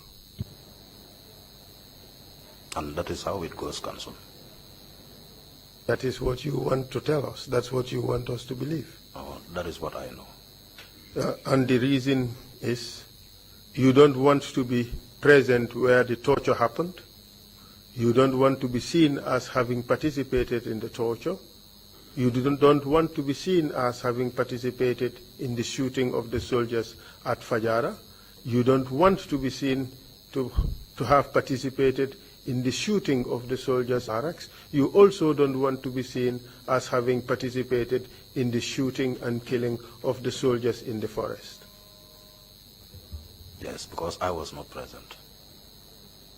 Yes, because you don't want to be seen as having participated. It is not like that. Okay, so you went all night in this operation. You saw nothing wrong. Not a single thing happened.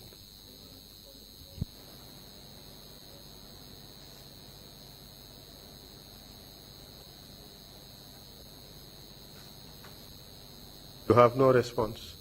Arrests were made, and in my presence they were taken to Mile 2. So. No, you said they were taken to the guard room. Those at Yundum. Those who were arrested at Yundum were left there in the guard room.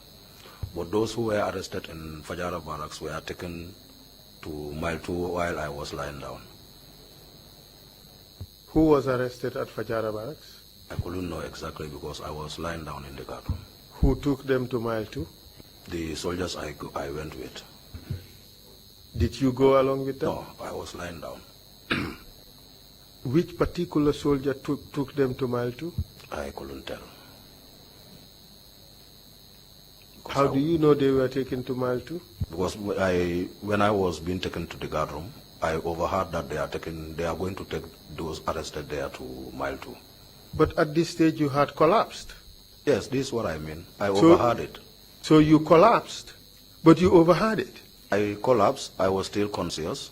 It's only that I lose strength. I lose strength, but I was conscious.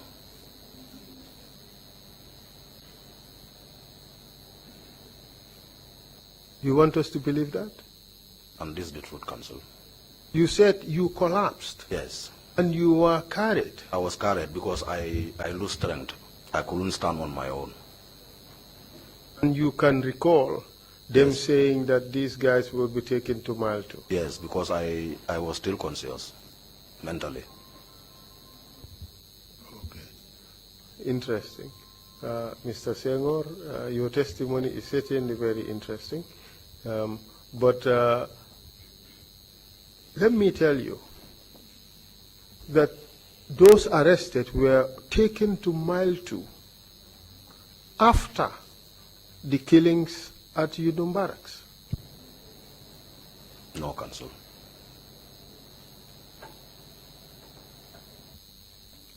So you say that is also wrong? In Fajara barracks, all those who were arrested were taken to Mile 2, But those arrested in Yundum, we left them at the barracks prior to attack Fajara barracks.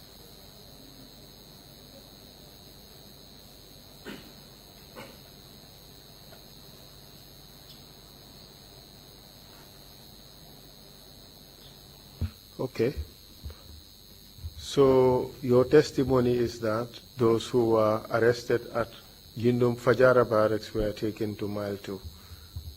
Well, the evidence we have is that straight from Fajara barracks, Sana Sabali went to Radio Gambia and made an announcement and joined the rest of the soldiers in Fajara barracks, in Yundum barracks, excuse me. That is the evidence. You say that is wrong. No, I didn't say so. All I said was, when soldiers arrested from Fajara barracks were taken to Mile 2, council members and their orderlies went back. They didn't travel with us to State House. Where did they go? Back to Yundum barracks. Yes, so it means, let's get it straight. Edward Singate, Yankuba Toure, Sana Sabali, Sadibu Haidara, and their list of orderlies. You mentioned Ensa Mendi. I have the list here.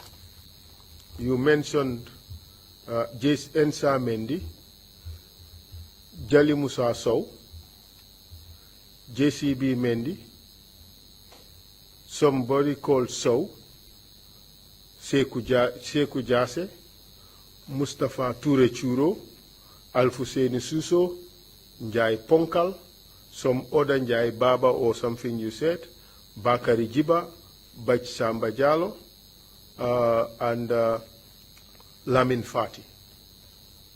These are the people who went back to Yundum barracks.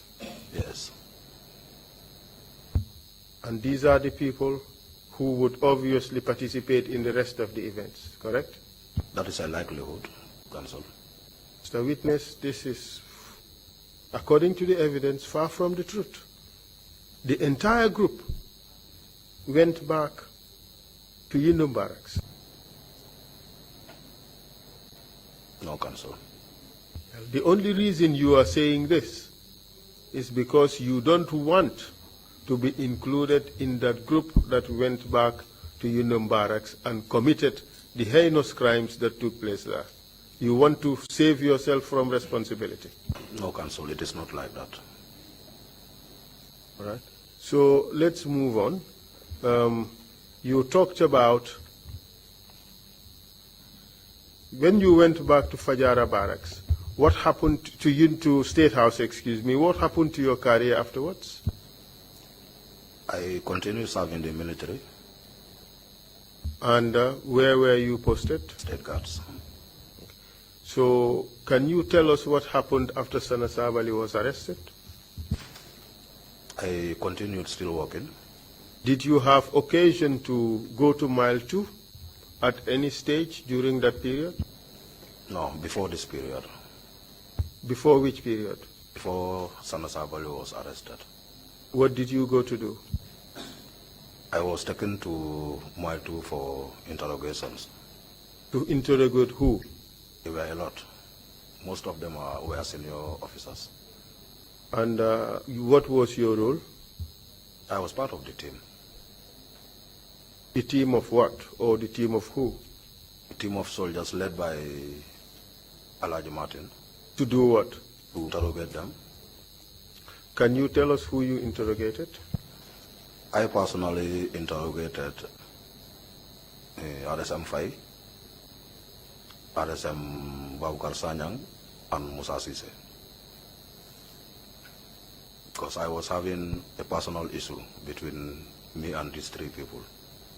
Tell us how it happened, and tell us what happened in detail, please. I think a few months before 94, the then President Jawara traveled out of jurisdiction, and he was to come back early in the morning. So we were asked to go home, prepare our uniform and boots, and come back to the barracks by midnight, which I failed to do. I decided that I will make it early in the morning. So by 4 a.m., I joined a workers' bus coming from GPTC depot to collect GPTC staffs who lives in Bakau. It was so early that only 2 of us were managed to make it on time to board those vehicles. So it was only 2 of us, me and Musa Sise, who make it on time to join the workers' bus. So in the bus, I was even trying to dodge away from him because he was like a father to me. I was born in his presence. So in his own seat, he came and sit beside me and asked me, why didn't you sleep in the barracks? I tried to explain, but he stopped me. I definitely wanted to lie to him, but he stopped me before I even go further. He told me that service don't know this. For instance, even you were asked to do something and one of your parents is late, you have to go to the barracks. He took permission. If you are permitted, you go back. If not, you have to continue your work. So let me desist from such practice. I was even surprised because his name was not that good in the barracks, because people see him as very strict somebody. So I was surprised with the advice he gave me. We took the workers' bus up to GPDC depot, then we boarded another one heading to Tabokota. It was in the rainy season. The moment we arrived at Tabokota, it started raining. So there was a vehicle coming, and the engine shows me that this might be an officer's Land Rover, because there used to be a Land Rover dispatched purposely for officers. So I volunteered and went under the rain and stopped the Land Rover. It stopped some few meters from where I was. Then me and Musa Sise joined that Land Rover to the barracks. The Land Rover went directly to the officer's mess. Officer's mess is not far from the guard room. Sorry, from the cookhouse. So I saw soldiers taking their breakfast, but all of them were with their arms. So I decided to first go to the armory, withdraw my weapon, then join them to have breakfast. After doing this, even those who were very close to me didn't know that I don't sleep in the barracks, because they would have asked me yesterday, I was looking for you, but I didn't see you. So then I knew that nobody knew about it. So we went to the airport. Excuse me. When we formed up, the Guard of Honor provides ranks. Then behind the ranks, you have the band and drum, but their bandmaster, a drum major will be in front. That is covering the RSM of the infantry soldiers. So it's there where he reported me to RSM 5. Immediately after the Guard of Honor, somebody called me. He's late now. He's just started to explain to me what he had. Then RSM himself called me, RSM 5, and asked me to double up. So when I went to RM 5, he asked me, why didn't you sleep in the barracks yesterday? I wanted to respond, and he shouted on me to shut up. So he told me to report to his office. Immediately we entered the guard room. And this was on a Friday. If you commit an offense in Yundumbas those days on a Friday, you will spend the whole weekends there. You will be detained. So I said to myself, it has already happened, so I will not sleep in the barracks. What will happen will happen. My only worry that time was how to return my rifle, because us were given that whoever retrieve your rifle from the armory, that is, if you sign it out, you have to sign in. So anybody I approach, even the closest guys with me, they will remind me of that order. So I said, then RSM will get me. So as I was sitting on the truck going back to the barracks, one of my class, he's late now, he was killed in the Katong attack. He told me that in Mandinka, Hanukutije, class Yabijele, bring your rifle, I will return it. So as soon as we entered the barracks, I found the back gate. I went through the gate to the primary school on the highway, I've gone. Friday, Saturday, Sunday. Then Monday, I came back to work. We were in first parade, I saw the RP come in.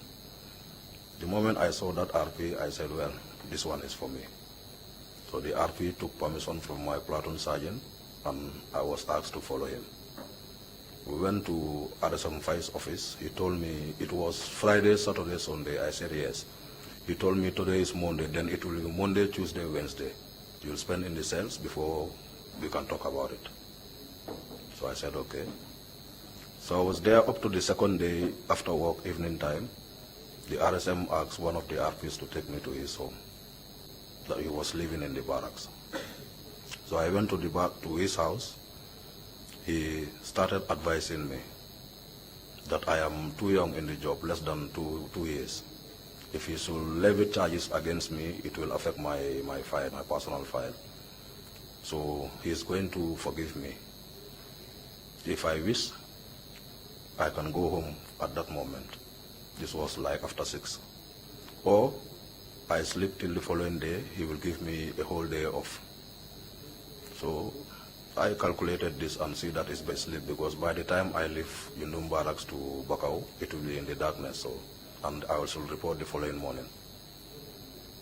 So I decided to sleep. In the morning, he also honored his promise. As soon as he came, he asked for my release. Then I went home. Surprisingly, after 3 weeks or so, I was charged again. So the charges were conducted at my company headquarters, but it didn't meet the company commander there, that Momodu Baje. Maybe he went on an official errand. So the charges were to be, the orderly room was to be taken by Edward Singate. But now, the problem with them was they didn't have anybody to witness that case. They were calling people because I was standing outside and I was overhearing them. Anybody there, that person will refuse. So they called Babukar Sanyan, and he agreed. When Babukar found me at the office entrance, he asked me, what is going on here? I told him, you are the one they call and you accepted to be the witness. Go inside and ask them. There and then I know that advantage was being taken on me, so I was ready to be dismissed that day. Are you happy with this arrangement? Never. Proceed. So I was called in and the charges were read to me. I plead not guilty. Then Edward Singate put down his pen and said, I shouldn't even conduct this orderly room. Even the company commander, these charges are above him. You should be referred to the battalion commander, the Nigerian. And those days, that guy said, if somebody have an offense, a lance corporal, the chain of command, cannot treat it, reaches him, he will dismiss you, meaning you are not a good soldier. So Edward asked me to take whatever comes my way, because he cannot also afford to lose a soldier like me. So I take it in good faith. I was awarded 14 days detention. So this is your second for the same offense? Sorry? This is your second trial for the same offense, correct? Yes. So you are being punished the second time for the same offense? For the second time on the same offense. How do you feel about that? Very bad. You were angry with the people who subjected you to this? I even took it personally. Okay. So these were, who was responsible for this situation? RSM 5? I think 5 is responsible. Sanyang and Sise? Yes, these three people were responsible for the fact that you were being punished twice for the same offense. Yes. I'm not happy about it. Yes. You were bitter. Yes. So tell us what happened in November. So when they were affected by this November 11 and we went to Mile 2, people, some detainees were being tortured. By who? By the team I went with. I cannot remember who. Tell us who was in the team. Who led the team? Elijah Martin led the team. What was his rank at the time? And he was a staff sergeant, if I am not mistaken. What is his rank today? I think he's a general. General where? In the army. So Elijah Martin led the team of torturers, correct? That I went with that day. But apart from Elijah Martin, you can't remember the name of any other member of the team? No, I cannot remember the team members. Because are you avoiding to mention their names? No, this is a long time, the council. But the thing is, you all know one another. But the thing is, there was this amalgamation, and it doesn't took much time then. The young from the Zandam were amalgamated with the soldiers, so you cannot know everybody. But you remember Elijah Martin, because he was the leader of the torturers, and you were in that group, correct? I knew Elijah Martin since I was a child. Because the question is, you were part of that group? At 3 years I was. So tell us what happened when you arrived at Mile 2. When we arrived at Mile 2, detainees were brought in the hall, and they were being tortured. Yes, can you tell us who was being tortured? I cannot remember these detainees exactly. Can you describe how the torturing was happening? Some by slapping, kicking, butt stroke. So when they brought these three, I was saying. Which three? That is RSM 5, Baukar Sanyang, and Musa Sise. But before they were brought, some other people were brought before them? Yes. And what happened to those people? They were beaten. By who? By the I went with. And tell us the order, the hierarchy. You said Elijah Martin was the leader. What was your rank at this stage? I was a private soldier. Who was the number 2? I couldn't remember. All these others, were they also soldiers? Maybe there might be a rank holder, but I can't remember exactly. You can't recall? No. All right. But Elijah Martin was running the show, that's what you said? He was the leader. Yes. He was the head. So this first batch, you said they were tortured by way of beating, slapping, kicking, and butt stroke, correct? Was anything else done to them apart from that type of torture? No, after that they were returned back to their cells and brought in this team, these 3 people. So these 3 people comprising of who? Sasise, RSM 5, and Baukar Sanyang. All at the same time? No, intervals. At intervals. Yes. Who came first? I couldn't remember. So you said they were brought at intervals. So how did it happen? One person brought? No, maybe 2 to 3 people at a time. 3 people were brought? Together. And they were brought at intervals? No, these 3 were brought together. They were before these 3, there were others before these 3. So those others were tortured? Yes. By your group? Yes. Did you participate? No. You did not participate? I did not participate. You were just a bystander? Yes. Okay. And then this group? Was these 3 that I mentioned. Fai, Sise, and Sanyang? Yes. And what happened with these 3 when they were brought? When they were brought, they were asked to sit on the floor. Then I turned to Elijah Martin and asked permission that I will be these 3 people. At that instance, even Elijah Martin thought these people will have more than what the others have. So, what do you mean by that? That I am going to deal with these 3 personally. Nobody will participate in their interrogation.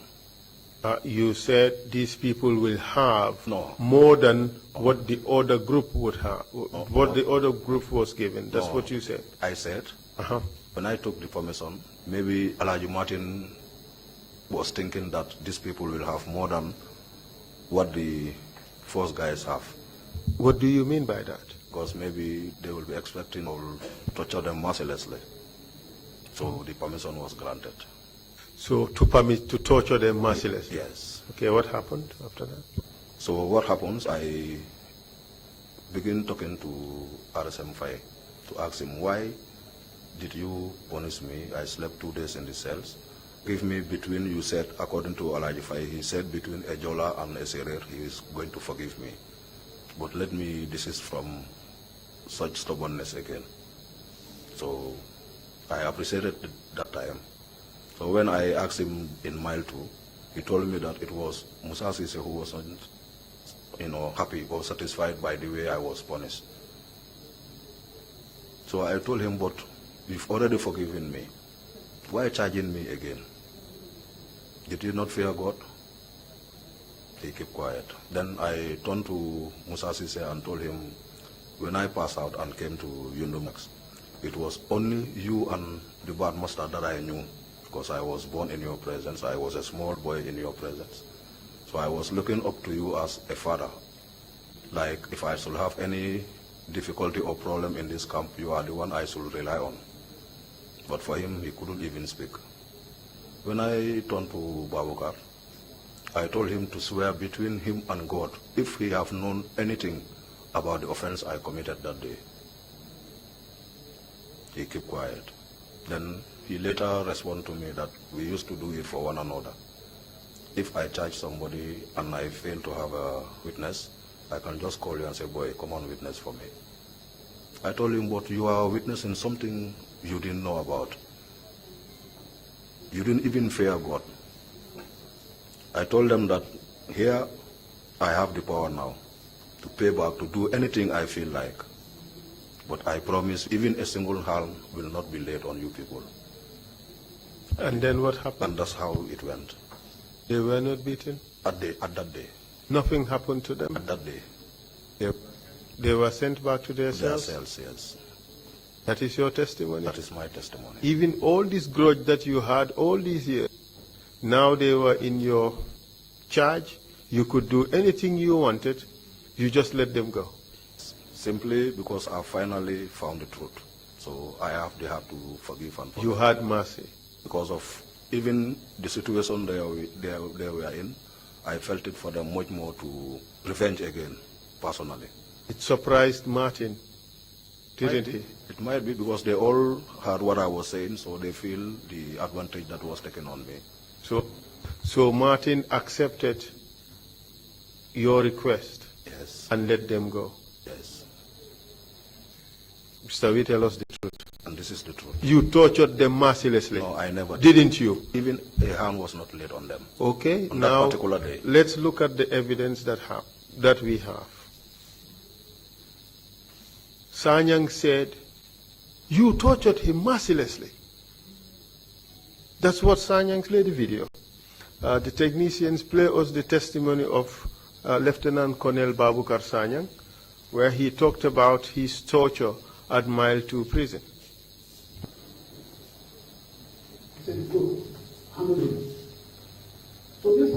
Just a moment. I saw just a moment. Lieutenant Colonel Babukar Sanyang, the RSM at the time. Yes. That's him, right? That's him, yeah. Let's listen to him, what he has to say. Could you kindly take it back a little bit? He said, look, handle him. So this handle him, all of a sudden I saw a bag being put on my head and then tied it. Put the plastic bag over The guy behind me. Do you know who he was? No. But two guys that I in fact confirmed, that is Senghor, Pa Senghor and Ndur. Because Pa Senghor was on my left. Give us their full names and ranks, please. Kindly proceed. Sorry, we know him as Pa Senghor. And this Ndur. Where is he now? Ndur is late. What about Pa Senghor? Pa Senghor is alive, sorry. Where is he now?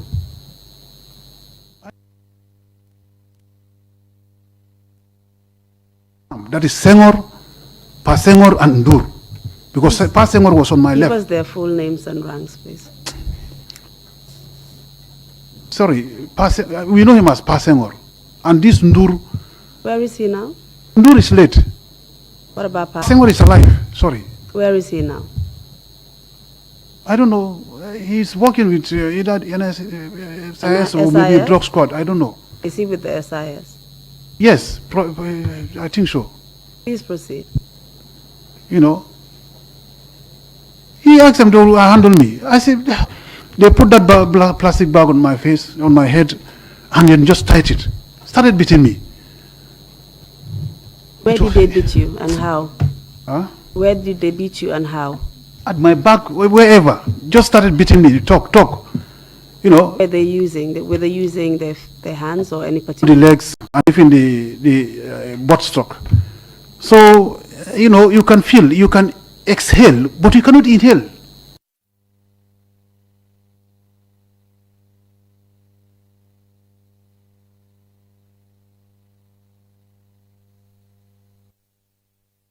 Accept that he's talking the same incident that you're talking about. Yes.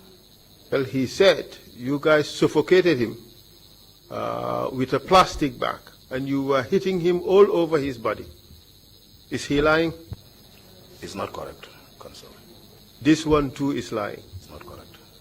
About your involvement. Yes. And you are the person who has an interest in his story not being believed. Yes. So, and you want us to believe your story. Is that they came, you had all this grudge against them for all this time. They came, this time around, you pleaded for them for nothing to happen to them. Yes. But they don't see it your way. They said you tortured them mercilessly. No, I never did. You never did. If I did, I would have just said, yes, I did this to Baba. No, you don't have the courage to, Mr. No, Witness. it is not about courage. Listen to RSM-5. RSM-5 has a completely different narrative. He was not there at this time. He was not. He was arrested in July and he was released by December. He was not there. What do you say to that? I disagree. I maintain my statement that RSM was there. You tortured Sana Sabali, didn't you? No. Counsel, after this visited, I've never been to Mile 2 again, while in the army. Who was arrested not in July. Sanyang was arrested not in November. Sanyang was arrested after Sana Sabali. He was arrested because of Sana Sabali. He was arrested because he visited. What do you say to that? I have no knowledge about that. You having selective memory, isn't it? I have no knowledge about that. So when you tortured Sanyang, he was tortured immediately after Sana Sabali. I was not present. This force mentioned as having been tortured was Sana Sabali's batch. No. Mr. Witness, you don't want to be a witness to any torture. Oh. In the group that you mentioned, tortured the first batch, you would not recall their names because you don't want to implicate your colleagues. It's not about implicating. It's not about implicating. As far as you can recall, there is no violation of rights that you witnessed. Yes. Only that is the beating of the first batch. Yes. You can't recall who's the first batch. You can't recall who beat them. Yes, that's correct. You are avoiding mentioning names. No, I am not. Because it would come back to haunt you. I'm not avoiding. After this particular incident, you said you never went back to Mile 2. Yes. What did you do after that? I continued my work until sometime around 2001. Then another attempt was made. And this was the first time an attempt came within us, that is within the state guards. So I was... Which year was this? I can remember some 2001, either early or mid 2001. So I was in my house, that I slept in my house, and a colleague, a cousin, knocked at my door that there is an attempted coup. My first word was, on which barracks? He told me, no, this is within us, but the caller said the situation is neutralized, so no need for anybody to go to the State House. Then that guy was very young in the job. He was young in the State House, in the State Guards also. So I advised him, well, by 8 o'clock, try and report to the State House for accountability purpose. And I did that myself. By 8 o'clock, I went to the State House. So we were told if anybody is not on essential duty, can go back home. That was my last day off. I used to have 2 days off. Then the following day, on a Sunday, I reported on duty, and I was posted at the kitchen of the president, the kitchen and our bodyguard guard room. So we were there. I saw a group of soldiers approaching us, coming towards us. Automatically, I knew something is going on. But to me, maybe they are coming to look for reinforcement from those who were sitting there with me. So when they arrived, they asked me to come to the guard room, to enter the guard room. So like I said, I have no other thought than maybe they are looking for reinforcement. So when I entered the guard room, I was asked to surrender my head. I said, why? They said, because you are among the suspects. So I removed my pistol, clear it, remove the round in the chamber, because I always put the round in the chamber and host it. So I removed that round, return it in the mark for the pistol and the mark. So by the time this process was going on, I can realize a lot of people that come with the group have sneaked away. So the sergeant who led that group also felt the same thing, so he asked me to wait for further notice back to where I was sitting and continue my duties. Then around 4, I went out of the State House for almost an hour plus. But when I was going, I found a soldier at the gate. He was slinging his weapon across his chest.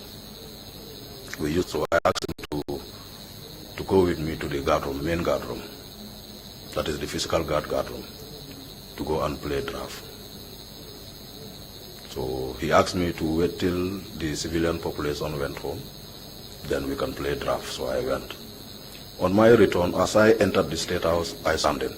I said, yes, something have happened behind me. As I was going towards that group, a particular Sergeant Bojang, Paul Bojang, Babukar Paul Bojang, also was walking, coming towards me. So when we met, he told me that I will be given a pistol, but you have to go to your house and undress to civilian dress. I forgot this guy's initial, but he is Dumbuya. He told me Dumbuya have run away with his rifle and entered the market. So we are going to find him. But let's meet at Greenland. I was not far from there. I was living then at Picton Buckle. So as I was approaching the Greenland, I had almost 2 shots. So I just went directly towards the direction I had the shot coming from. When I arrived, I found lying down. He sustained 2 gunshot wounds on the abdomen. Did you participate in the killing of Dumbuya? I even had the shot before I reached there. The question is, did you participate in the killing of Dumbuya? No, Council. This is a matter that would be investigated. It's in conjunction with the killing of Alma Momani. We would investigate this. We haven't quite come to that point yet, but you are under oath. Yes. You are testifying before the commission. It's a crime. To lie under oath, it's also a crime to lie before the commission. You did not participate in the killing of Dumbuya, Corporal Dumbuya. That's your testimony. That's correct. Okay, let's leave it at that.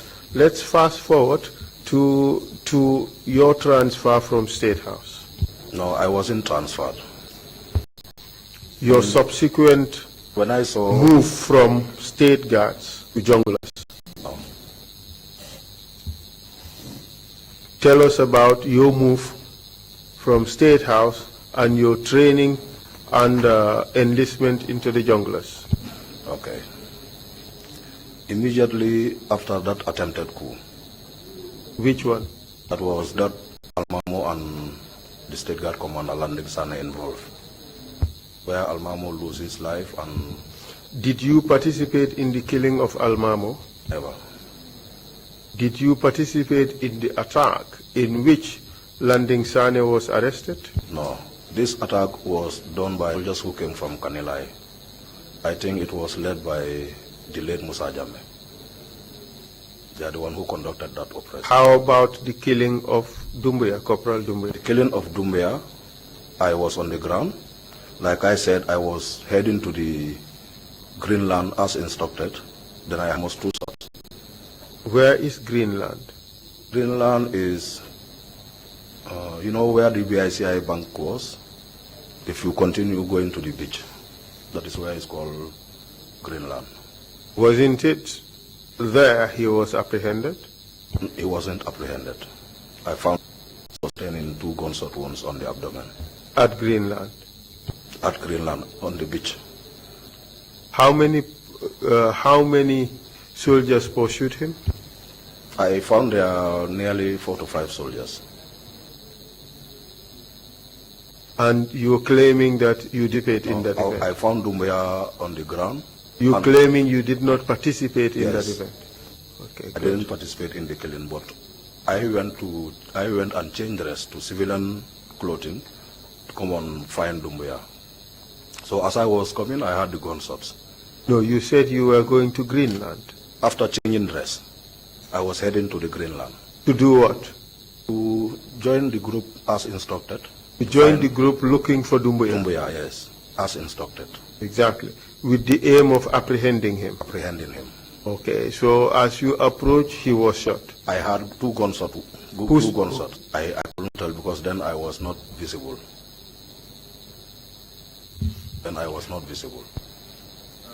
Let me just take you back to the torture of Sanyang.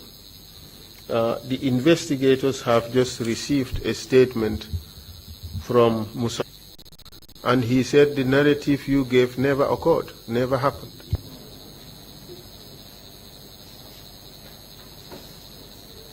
That's the truth, Counsel. Who has the truth, Musa Sise or you? What I said is the truth. Okay. Has denied that what you said ever happened. He said you lie. RSM Fai said you lied. He was never there during that time. He was tortured after July. The narrative you gave is false. Sanyang, you have heard what he said. He too said what you said is false. Are all these people lying? Yes, Counsel. They all lying to implicate you? I don't know what is in them, but the statement I gave was correct. Pa Sanyang said you tortured him. He lied. Abdoulaye Dabo said you tortured him. He lied. All these people who testified before us, they all lied about the same facts that you're talking about. You're the only one who's speaking the truth. You want us to believe that? Counsel, I know the statement I gave was correct. Okay. So let's continue with the issue of Doumbouya. Yes. So you arrived just a little after. I arrived, as I was approaching the location I was directed, I had gunshots. So, Mr. Witness, you in fact never earned your nickname, Assassin. Well, Because you never were present when anything ever happened. I was never an assassin. I get that name. I get this name because like I was a fast learner. I was very young when I joined the army. No, you got the name because you always wielded a hammer when you tortured your victims. No, that's where you got the name assassin. No, that is Pandiri's view. And the story that we have received from these witnesses you tortured, they said you guys wielded hammers when you went to torture your victims in Mile 2. That is not correct. Cancel this nickname. I have it in. You have this name assassin for no reason because, I mean, fast learners are never called assassins. No, excuse me, I'll come to that, Counsel. No, you answer questions. Fast learners are never called assassin. Correct? Correct. So assassin means you... That is what it means. Yes, but you claim you have never witnessed any killing. Never. You've never participated in any. Never. You've never witnessed any torture. Never. You've never participated in any. Never. Yet you had this name assassin. This name, Counsel, if you can allow me, when we have at the training of weapons. We've gone through that. No, this was the thing is, routine. you did not deserve this name, assassin. Okay. You did not. But you were called assassin. Yes. Okay, good. So, Dumbuya, let's go past that. You were never there, you never participated. Call you again with regards to this particular issue because it's being investigated. Let's fast forward to the time you became a jungler. The time I became a jungler, after that attempted coup of Almamu. In 2000, yes. Yes. I was from the bodyguard units, transferred back to the physical guard, and immediately transferred to Kanilai for a 1-month tour of duty. So when I arrived there, I found Sering Modu Njai as the commander there. So he told me to relieve a point guard commander. I am to be there for a week. So I did that. My 1 week elapsed. I was supposed to be relieved also and have 2 days off. But Sering Modu sent somebody to call me in his house. When I arrived, Senghor, I want you to do another 1 week tour of duty because I have realized how you control the loitering within HE's compound. So I said no problem. I did another tour of duty. While in the bathroom after that tour of duty, taking bath, I have soldiers coming from Banjul. So the same commander sent somebody to call me. I went on that occasion with a towel to go and answer to him. So when I arrived, he told me there's a group of soldiers who came from Banjul. You have to join them for that is this jungle training. We did this training nearly to 4 months. So when we passed out, I was posted back to the bodyguard unit. And what was this jungler training about? It was like a counter-terrorism, or I can call it. Trained to be assassins. So even... You were to be trained to be killers? No. Even the guy responsible of training knew that I look low upon his knowledge in what he was training us. Maybe you were already assassin. You already knew more about killing than he did. Maybe somewhere within the top rankers, he have managed to baffle them and make them believe in what he was doing. So what was it that he was teaching them? Excuse me? What that he was teaching them? Something like to counter terrorism, but it was called junglers. That's your testimony, that what he was teaching was counter-terrorism. He was not teaching you to be assassins, he was not teaching you to be killers. No. That's your testimony. Yes. You are under oath recorded. The junglers would appear here, and we have statements from them. And the idea is they were trained to be killers. Which I was not part of. But you trained to be jungler nonetheless? I did the course. Okay, all right. So you were trained to be counter-terrorist. What did you do in counter-terrorism? Maneuvers. Basically maneuvers. Maneuvers, you mean movements? Exactly. How to take positions to do what? To attack defensive positions, how to dislodge a defended position. Do with what object? To on security matters. No. To penetrate defensive positions. Or dislodge. For what objective? To, so in case like we have a threat. To neutralize the threat. Exactly. Which is to kill those who... Yes, Council. So you are being trained to kill? Not actually killing. I am lost here. You are being trained to neutralize the threat, which is to kill the threat, but trained to kill. That's your logic?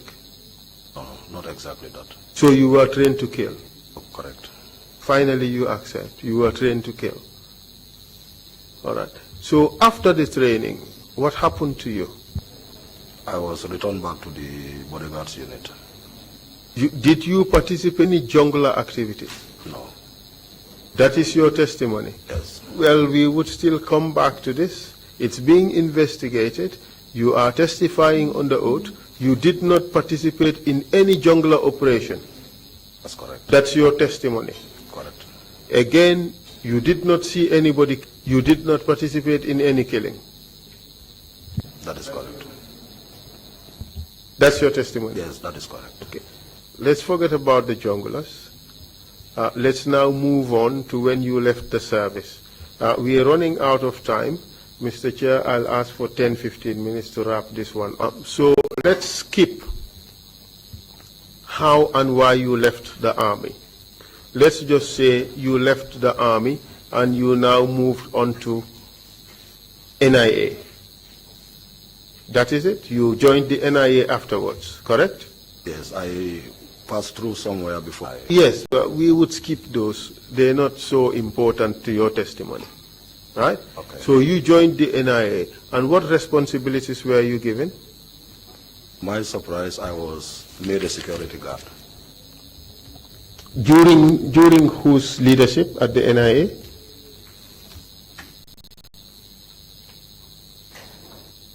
I joined the NIA, I think I found Pajalo there, Director Pajalo.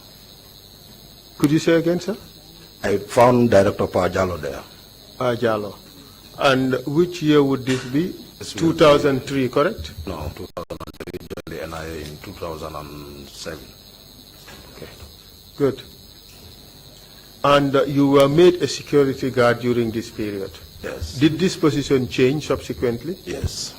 And subsequently, which position did you hold? I was made an operative. And yes. And with whom were you working at the time? When my status was changed, I was posted under the operations unit. Under whose leadership? Under Alaji Mor. Could you say the name again? Under Alaji Mor. Alaji Mor, what was his last name? His Job. The real name is Idrissa Job. Did you, as an NIA operative, participate in any torture? No, Council. Do you know that the name you mentioned is one of the most notorious names to come from the NIA, and you are directly working with him? That's correct. You are agreeing that the name is one of the most notorious names, correct? No, I'm not agreeing to that. You said that's correct. I mean, I work under him. That's why I said correct. Did you participate in any torture at the NIA? No. Did you see any torture being conducted at the NIA? I cannot say I see, but before I became an operative, like I said, I was a security guard responsible for detainees. I am to work and see marks on detainees. That shows that they were beaten. Being what? Bodily marks. What? Marks on their bodies. So that shows they were being what? Beaten.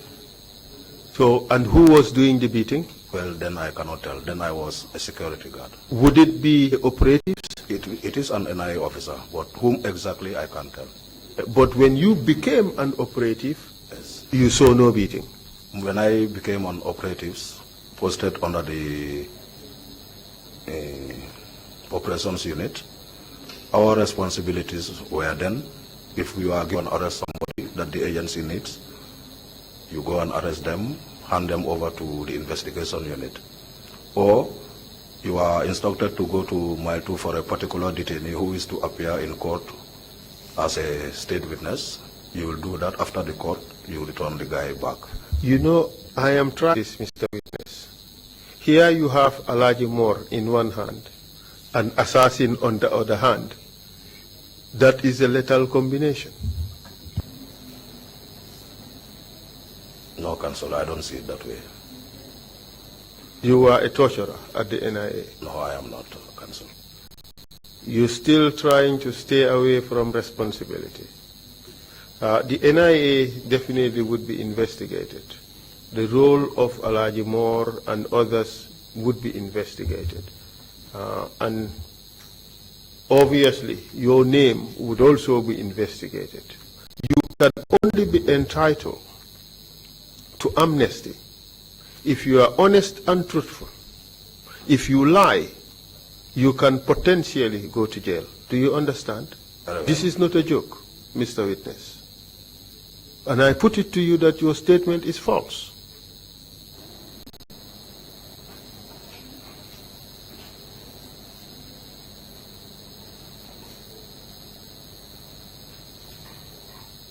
Let's move on. You left NIA and you moved to where next? DLEAG. What is that? That is Drug Law Enforcement Agency, Gambia. Essentially the drug squad. Yes. With who did you move there? Together with Alaji Moore. So you were moved to the drug squad for more effectiveness in the fight against drugs, isn't it? Not actually. Moved there based on the drug squad was introducing an intelligence branch. So Alaji Moore was to head it, and he was given a departmental transfer, and he took me along. He took you along. So obviously he will take with him one of his most loyal subordinates, wouldn't he? That is possible. One of the most effective in their work.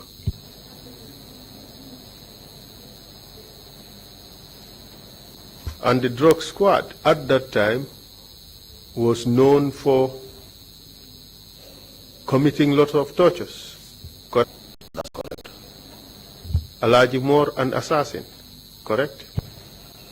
No, I disagree, Counsel. So again, you did no torture. That is correct. You witnessed no torture. That is correct. So let's try to understand you as a person by the army. You participated in November 11. You saw nobody beaten. You saw nobody tortured. You participated in the attack at Fajarabad. You collapsed. You saw nobody beaten. You saw nobody tortured. You saw nobody shot. You participated in you were present in the torture of detainees at Mile 2. You can't recall who tortured who. People were brought in to be tortured. You pleaded for them. They were not tortured. You were present at State House when an alleged coup was supposed to take place. You arrived there just to find that the target, Dumbuya, was shot. You did not see him shot. You don't know who shot him or how he was shot. You were moved later to the junglers. You became a jungler, but you participated in no jungle. You were moved to drug squad, or rather to the NIA. the NIA operatives were committing torture, but you never saw it. But when you became an operative, there was no torture. And then you worked with Alaji Moore, assassin. In the minds of a lot of people would spell torture, but you did nothing. You moved on to the drug squad. You agree it was notorious for torture. You saw no torture. You did no torture. That is your testimony.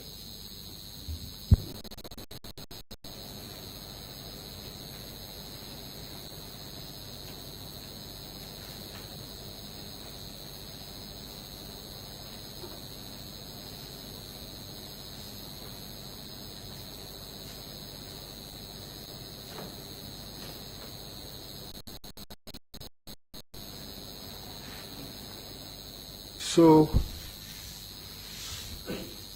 you are selected in your job to do a lot of interrogation, first with Alaji Martin, more in drugs in NIA, thereafter with Alaji Moore at drug squad. Have you ever had any training to do interrogations? No.